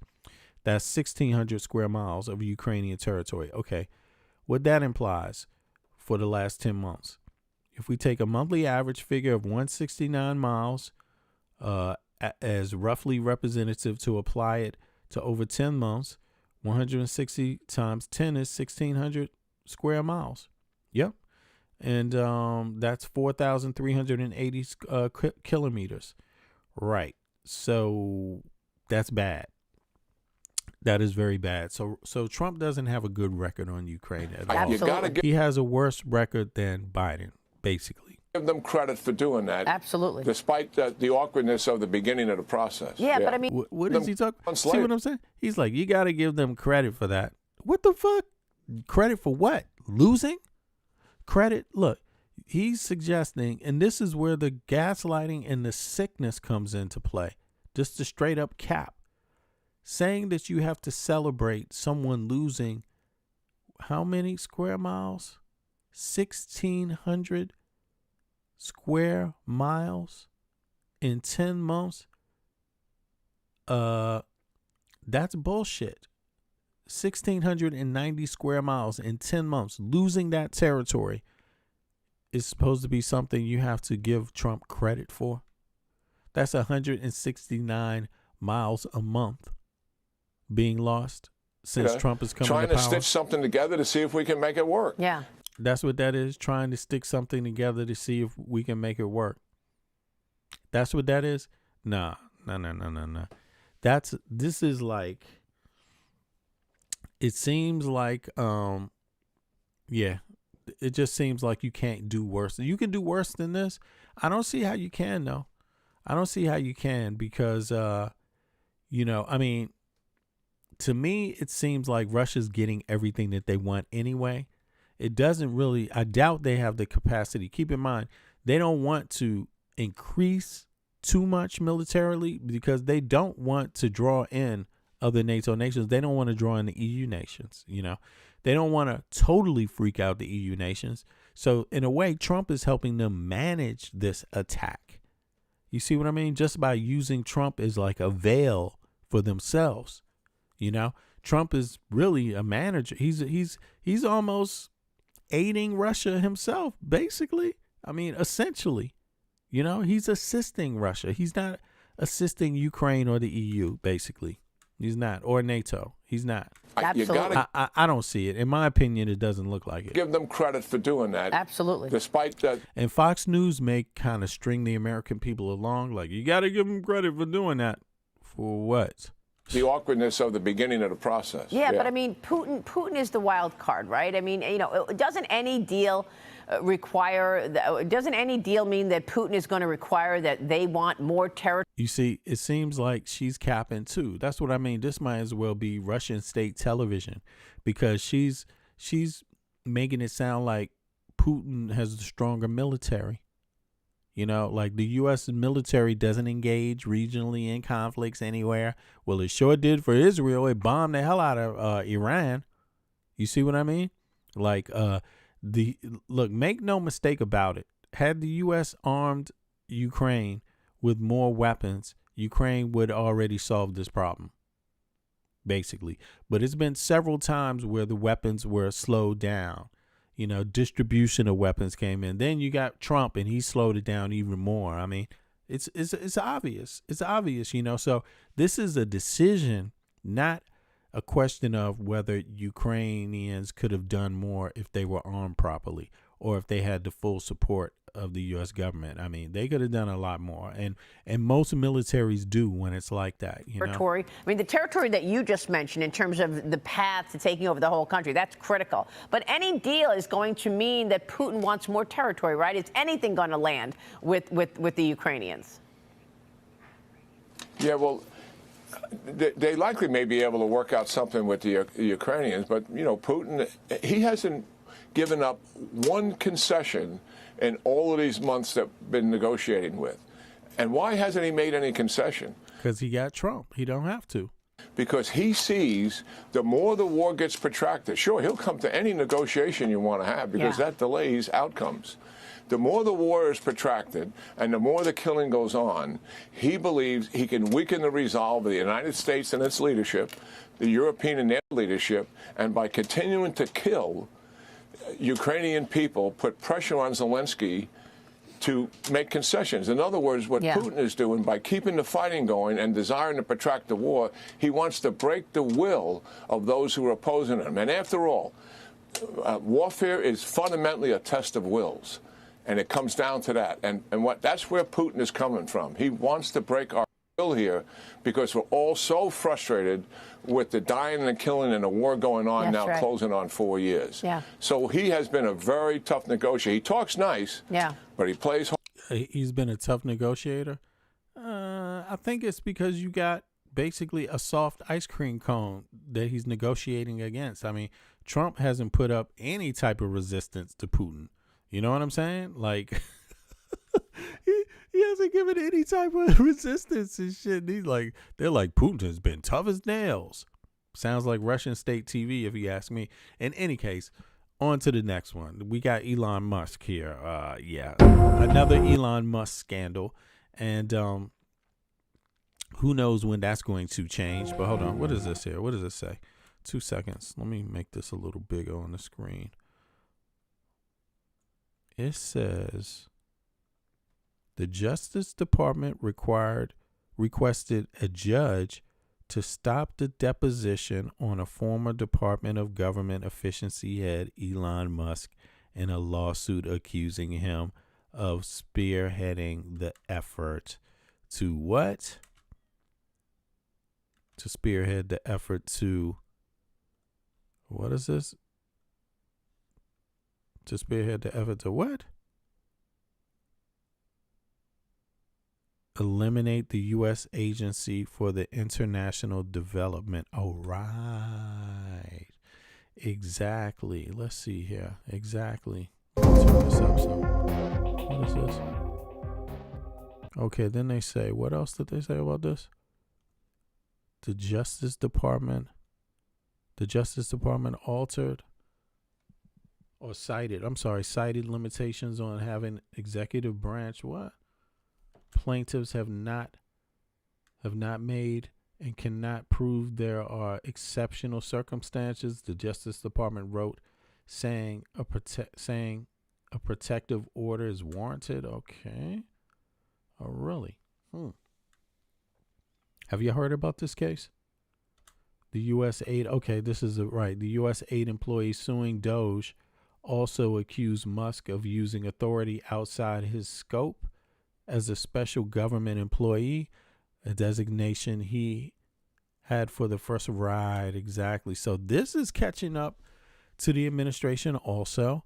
And this is just crazy. I mean, I can't even believe I've ever seen anything like this in my life.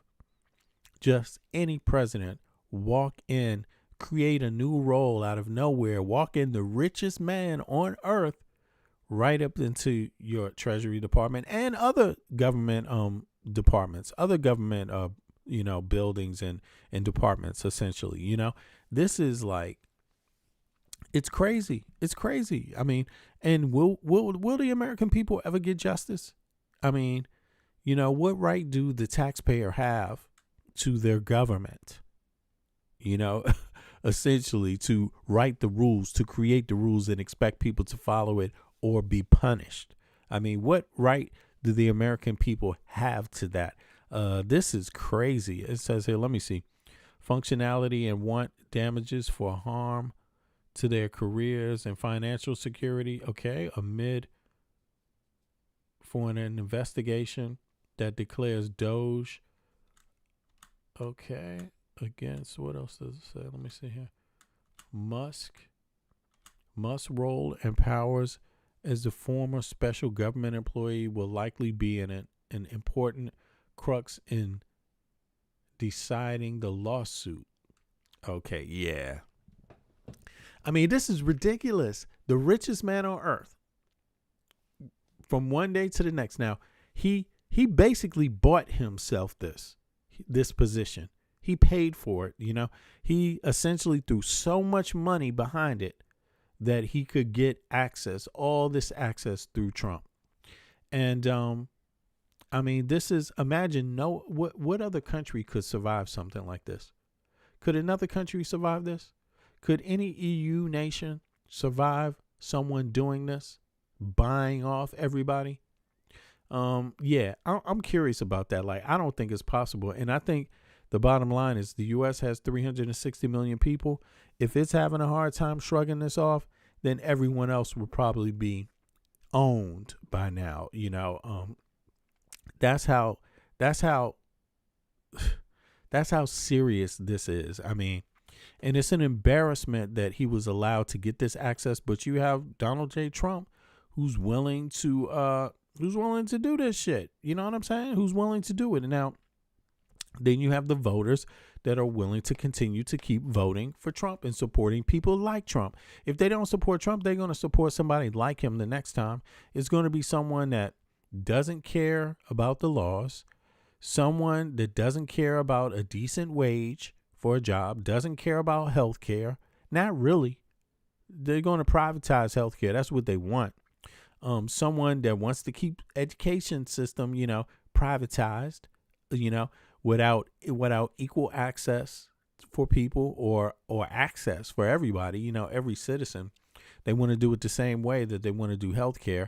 I mean, it's going to be the same character, essentially, outside of their, what you never know if they're going to, how deep or how much interest they're going to put in foreigners or illegal immigrants again, because you can't just bang the ground over and over and over and expect the same thing to work, the same tactics. So they will alter it somehow.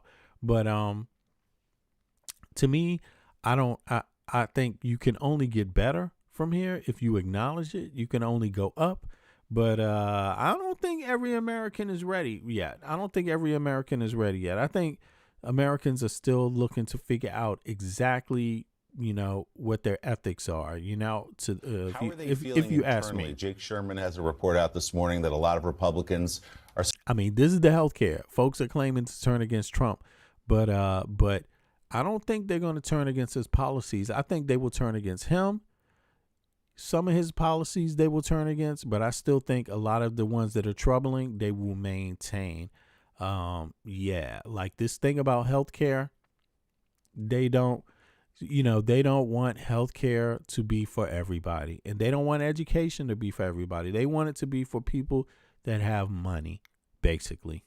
Suggesting they might follow Marjorie Taylor. Not citizens. They don't want citizens to all have access to healthcare, no matter what. They don't want citizens to all have access to education, no matter what. They want it to be only for the elitist type of thing. Greens lead and head out the door a little bit early here. What are you hearing? Similar to what Jake had reported, that members of Congress aren't really enjoying serving right now. And it's because look at the things they've been doing. The past few weeks were monopolized by the Epstein files. And then last week we saw about 4 or 5 votes on censure. I mean, they voted for the big, beautiful, ugly bill. So what is this of a, are they really turning against him on this? They're the ones who voted for it. Like, Why turn against something you voted for? Solutions that were completely tit for tat, Republicans versus Democrats, each of them going back and forth with that. It's just the general consensus here is that Congress isn't really working. It's not working properly. It's broken. But even when it does do something, it isn't much. Something last week, unanimous, which is pretty rare and moving quickly, was the Epstein files. But that within itself was not legislatively of something that Americans can say, this is how my Congress has helped me. And one thing not moving forward is their health care proposal. Right. So what happened with that? Yeah, so hat tip to my colleague Jake Traylor, who had reported over the weekend that President Trump was going to roll out this health care proposal on likely as early as Monday, which, again, a really big deal here because we know that with that deal to reopen the government, those 8 Senate Democrats had gotten a confirmation from Leader Thune. We will vote on legislation to address the ACA subsidies by the end of the second week of December, which, by the way, less than 3 weeks away now, as those subsidies are set to expire at the end of the year. And then yesterday there was a 180 with the White House saying that this announcement is actually delayed. The reason being is that there was massive pushback from congressional Republicans, and they said they were really caught off guard. I spoke to a number of Republicans yesterday, conservatives, some moderates, and they were not happy about this. I had one who told me that this plan from the president, which was reported to be a 2-year extension of those subsidies with some eligibility changes, was Obamacare light. I had another Republican say, we knew they were working on health care, but we didn't realize they were focusing so heavily on the subsidies. So this is sort of an interesting push and pull where, I mean, and this is the American people's tax dollars. Again, all the people that they're thinking about cutting are people that pay their salaries. I mean, you know, that's what's going on in the United States of America. The people that pay these congressional members' salaries are the ones that are being cut. If you can make that make sense, if you can, you know, I think it speaks volumes for where the United States is at this point. And, you know, everything speaks volumes. It goes on and on and on. It's not just this with the cost of goods or the or this thing about the health care, right? It's not just that. It's also this bullshit here. Look, Letitia James, you know, they wanted to prosecute her. They didn't even have a case, but they wanted to do. So while they're literally cutting people back from programs that they pay for with their own tax dollars, they're attacking people that wanted them to have these things in the first place with their tax dollars. Like, all right, openly, this is crazy. Look, this is crazy. Hold on. Hour of the indictment against former FBI Director James Comey and New York Attorney General Letitia James. A U.S. district judge ruled the appointment of attorney Lindsay Halligan is unlawful, and the judge went on to dismiss the indictment against Comey and James without prejudice.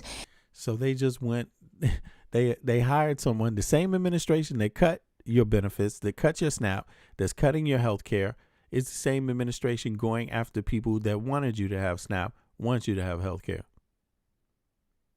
And going after them for nothing, you know, with just nothing, you know, not even getting the correct people to go about the process correctly. They're not even doing that, right? They're just literally going after folks. I mean, just I'm grateful that the court ended the case against me, which was any way possible prosecution based on malevolence and incompetence, and a reflection of what the Department of Justice has become under Donald Trump, which is heartbreaking. But I was also inspired by the example of the career people who refused to be part of this travesty. It cost some of them their jobs, which is painful, but it preserved their integrity, which is beyond price. And this case mattered to me personally, obviously, but it matters most because a message has to be sent that the President of the United States cannot use the Department of Justice to target his political enemies. I don't care what your politics are, you have to see that as fundamentally un-American and a threat to the rule of law that keeps all of us free. But so this is the tax dollars. This is the tax dollars, you know, and it's just, you know, this administration is going amok. Now, since that, it even just when you think, I mean, this ain't even the most absurd thing. It's all absurd. But now, guess what? Now, since Trump has signed the Epstein thing, release, you know, bill, whatever that is, right? They have 90 days to release all the shit, right? Isn't it 90 days or 30 days? I think it's 30 days. Sorry. Now that they've done that, guess what? The FBI is pretending that they didn't collect all the information and that it's possible that there's more information out there. Look at this. Good morning, everyone. It's Monday morning. Look, what is the FBI doing down on Epstein Island? They went down there to actually say, maybe there's something we missed. Great St. James and Little St. Well, why do you think that is? It got something to do with the Clintons? They want to find something? Yeah. They want to plant something? Maybe. I mean, listen to this. On the main sill. Looks like the FBI agents have arrived on Little St. James. They seem to be walking the grounds. Right. So the FBI has found its way back to this island. And one could only ask, like, why are they headed back to this island, right? But it appears that they have a reason. They just found a reason just from one day to the next, just like they have with all of their shit. I mean, keep in mind, they said there was nothing else to prosecute people with. They told everyone there's nothing there. There's nothing there. That's what they told people. Only Epstein, not Maxwell, not anybody else. There's no evidence of any other people having anything else. No other crimes were committed. Zero, period. That's it. Now the FBI is back. And whatever remains unclear about why the FBI might be on Little St. James, aka Epstein Island, okay? The Epstein Files Transparency Act, right, is the reasoning that they're there. It was signed into law on November 19th. That law requires that the Department of Justice and the DOJ release all unclassified documents, right, and record and records related to Jeffrey Epstein, right? According to the DOJ plus FBI, the materials connected to the cases include a large cache of evidence seized during the prior investigations, all right? Now, dozens of computers, storage devices, CDs, recording devices, photographs, flight logs, boat logs, contact lists, a logbook for Little St. James, and more is going to be released. As recently as yesterday, FBI Director Kash Patel said the FBI is working with the DOJ to see if there is anything more. What a coincidence. Anything more from the Jeffrey Epstein files that can be released to the public. I mean, I thought they already collected this shit. The DOJ claims that they received thousands more of pages, documents from the FBI. Far more than the initial fake. So this is Kash Patel and Bondi. And all of a sudden, nothing they say matters because the next day they say something totally different. It's crazy. Far more than the initial phase 1 release after a hard deadline. So there is a very active effort underway right now to review, catalog, and where possible, release records tied to Epstein's property, including Little St. James. Likely reason the FBI is on or near the island now. Given the above, the most plausible reason the FBI is on or returning to Epstein Island this week is to sift through physical and electronic evidence tied to the island and ensure a chain of custody, documentation, and possibly further evidence collection before the broader public release, as required under the new law. Okay. The evidence list that DOJ released earlier this year explicitly includes Little St. James logbook, the boat trip logs from the island, photographs, and other physical evidence connected to the island, okay? Given the renewed pressure from Congress, the public, and from the legislation itself, the release is much information as much information as possible. Law enforcement likely views the reinspection, recataloging, or verification of physical evidence on the island as necessary before disclosure. You know what? I smell some bullshit here. I think, I dare say, if my conspirator's brain was turned on, I would say they're going to plant some shit and claim that they found it. Kind of like what happened to O.J. Simpson. I mean, whether you think O.J. Simpson committed the crime or not, I actually think he did. I believe that he did, but I mean, that doesn't mean that there wasn't evidence tampered with, you know what I'm saying, by the police. And I think that's ultimately why O.J. Simpson didn't get arrested, because they went back later and found blood where there was no blood before. And, then they tested the blood and they found out that it has a chemical in it that comes from the vials, the test tube vials, when you store blood in a laboratory, so it had traces of this. Now, so that's pretty much how they know Mark Furman was up to some bullshit, likely, right? But it still doesn't mean that OJ didn't do it. Now, in this case, now, after all this time, people have asked, like, keep in mind, this act to release the files was only done after extreme amounts of pressure, right? And during this process, they said, while they were being pressured to find more evidence, or to find evidence, or to how can I say this, to prosecute other people involved, the FBI claimed that there was no evidence that suggested there was any other crime outside of that one with Epstein directly himself, period. And all of a sudden, they're doing a complete role reversal. Now, not only are they just releasing what they got, they're actually claiming to say, hey, we want to see if we missed any evidence. That's what this is saying. It's crazy, but that's exactly what they're doing. Let's see here.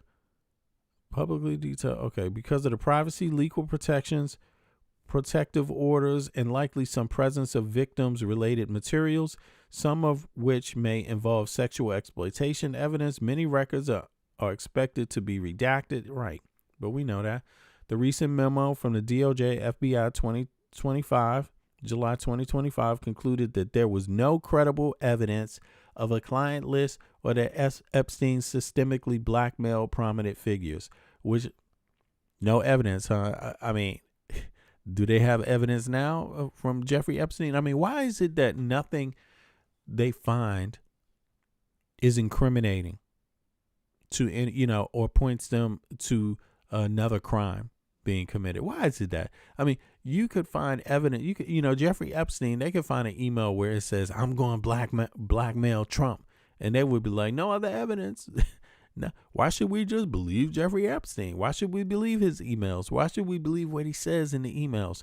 Why should we believe the dialogues, Could that be used as evidence to suggest another crime has gone on? No. I mean, it's crazy with this administration. Let's see here. Okay. Disclosure beyond what has been declassified or warranted. Right. Okay. Now, that conclusion has generated skepticism and called from survivors, some lawmakers, and public watchdogs for a full, transparent release. Right. So that's why they're supposed to be releasing the files. And so there it is, y'all. The FBI is back on the island. It's likely they're going to find some shit. Let me know. Do you think they're going to find some more evidence on that island? Do you think that's a conspiracy? Put a 1 in the chat if you think they're going to find something. Put a 2 in the chat if you don't. I mean, I think they're going to find something. Who knows, though? It's just my guess.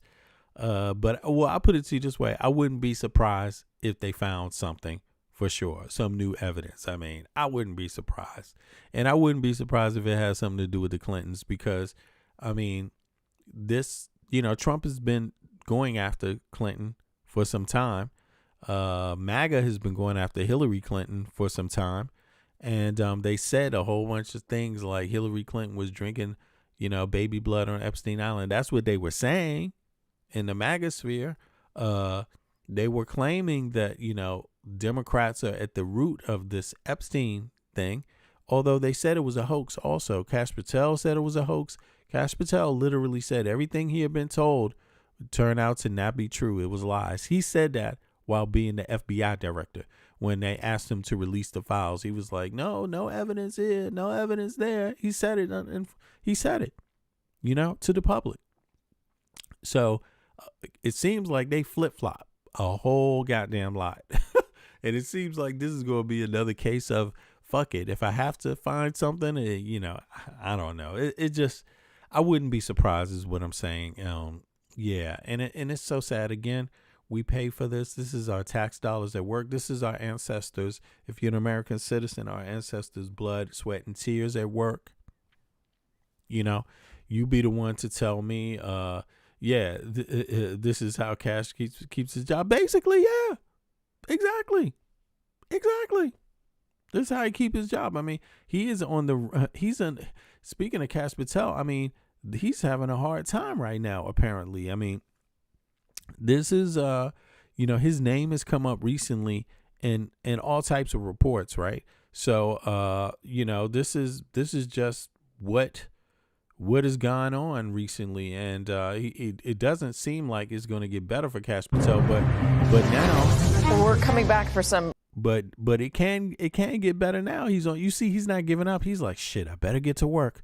I better find something. Brand new breaking news. MS Now has just learned that FBI Director Cash Patel may be out of a job in the coming months. 3 people with knowledge of the situation say President Trump and his top aides have grown tired of. So, now he's on the island.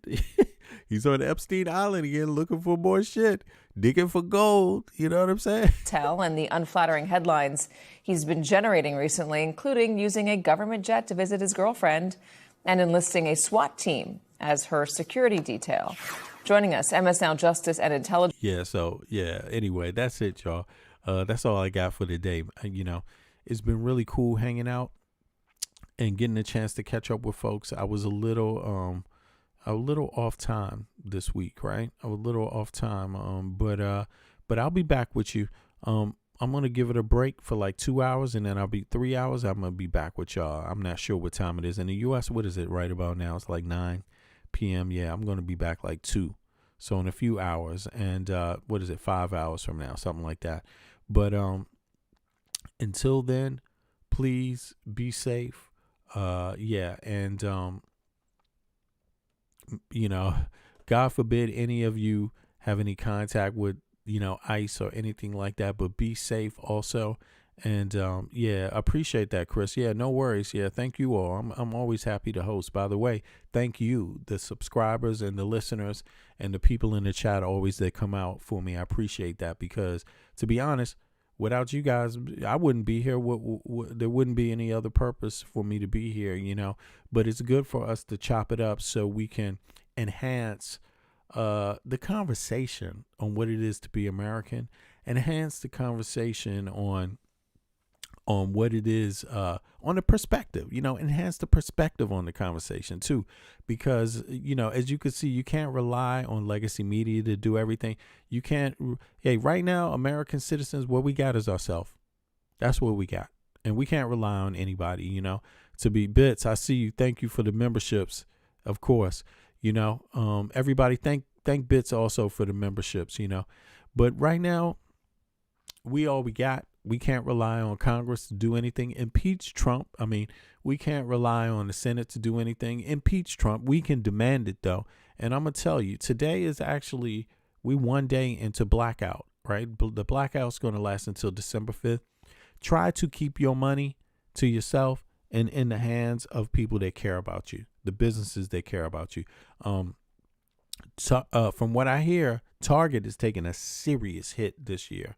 A serious hit because people that don't feel like they stood up for DEI and they don't stand up for, to keep ICE off their premises and things like that, from snatching people up. They're experiencing serious economic pain right now. And what I would say is that keep it going, people. I mean, it's your country. You pay. I mean, it's bad enough we have to pay taxes to these motherfuckers that are violating laws, circumventing the Constitution, trying to, overturn elections and all of this shit. It's bad enough we have to pay with our taxes. It's bad enough we generally pay more for the upkeep of the country than the very party that is doing this. I mean, that's bad enough also. But yeah, so in light of that, keep your money and spend it on the company. Spend it where it's loved. Spend where you're cared for. Don't spend your money with corporations that hate your existence, right? That don't respect your right to exist. That don't respect your right to be free. and demand more of Congress. Let the people with the money know. These corporations know they got that tax break, and let your congressional and elected officials know that, hey, if you're going to be paying, any of the tax dollars you pay are supposed to directly enhance your own family and community's freedoms. Not financing a bunch of billionaires who don't give a shit about human life. You see what I mean? And I believe that if American people get accustomed to the reality that it's their country and the tax dollars are supposed to work for them specifically, and that these civil servants are our employees, if we start treating them like they're our employees, then we will get what we deserve out of this. If we capitulate and start acting like somehow they're special people, even though they're living off the tax dollars, you know what I mean? Pam Bondi's getting a check from U.S. taxpayers, right? Caroline Levitt's getting a check. Kash Patel's getting a check. They're eating off the cheese, the government cheese line. I think, and even the Supreme Court, you're eating off the government cheese line. It's the taxpayers that pay your bills. You might pass laws against some of the taxpayers, but when those taxpayers wake up and demand their freedom, you're not going to have a job anymore. So I think American people need to step up in that realm and demand what's yours. Don't sit down until you are respected fully for what you contribute to your country, especially in blood, sweat, and tears. So, on that note, I'm out. I'm gonna catch up with y'all in like 5 hours. I appreciate everybody. Y'all be good, all right? Release the Epstein files. 1, and vote. Exactly. Show enough.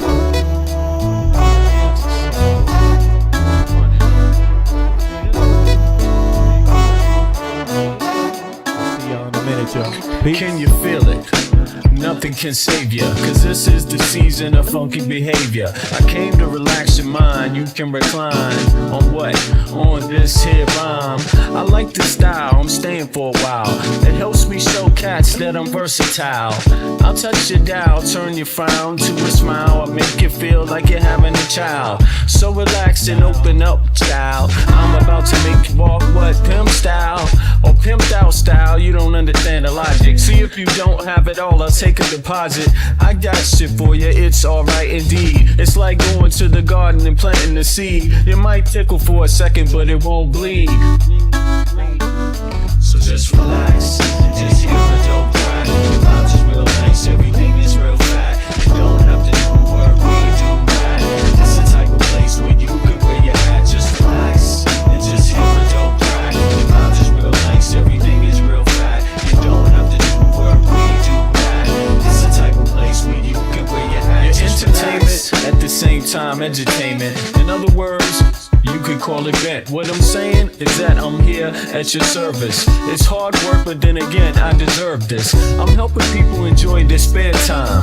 I'm like an instructor when I'm doing my rhyme. Relax and just hear the dope track. It's really not all that, it's not like a gag. We like that when everything is relaxed and chill. You don't have to get fucked up or take pills, cause I like being myself, it feels good. Yo, it makes my meals taste good. It makes my meals taste good. It makes my meals taste good. It makes my meals taste good. So just relax. It's your dope track. The vibes is real nice, everything is real fat. You don't have to do work, we do that. It's the type of place where you can wear your hat. Just relax and hear a dope track. The vibes is real nice, everything is real fat. You don't have to do work, we do that. It's the type of place where you can wear your hat. Just relax. My mind state, now balloon, it won't inflate. Just take the buzz, this much wiser, kid, fuck the shade. And take it to a lower level, and dig a ditch for the devil. Got some more kids and pass the shovel. Dig a hole, take them on a spiritual roll. Lyrics unfold, either that or unroll the scroll. Episodes keep reoccurring and stifling. People's vision get blurring, their hearts start murmuring. I'm about 5 times iller than a Sherman. Introspection is God's gift to the miracle. I freak material, lamb's milk without the cereal. When MCs say your booty, they mean venereal. Your fake material hip-hop killers. They more faking than fucking Michael Jackson and Thriller. The status of a hoe, Quanto Costa. They wanna know how much it costs, kid. I bet for Kiko me Just relax and just hear and don't cry. The vibes is real nice, everything is real fat. You don't have to do work, we do that. It's the type of place where you could wear your hat. Just relax and just hear and don't cry. The vibes is real nice, everything is real fat. You don't have to do work, we do that. It's the type of place where you could wear your hat. Just relax.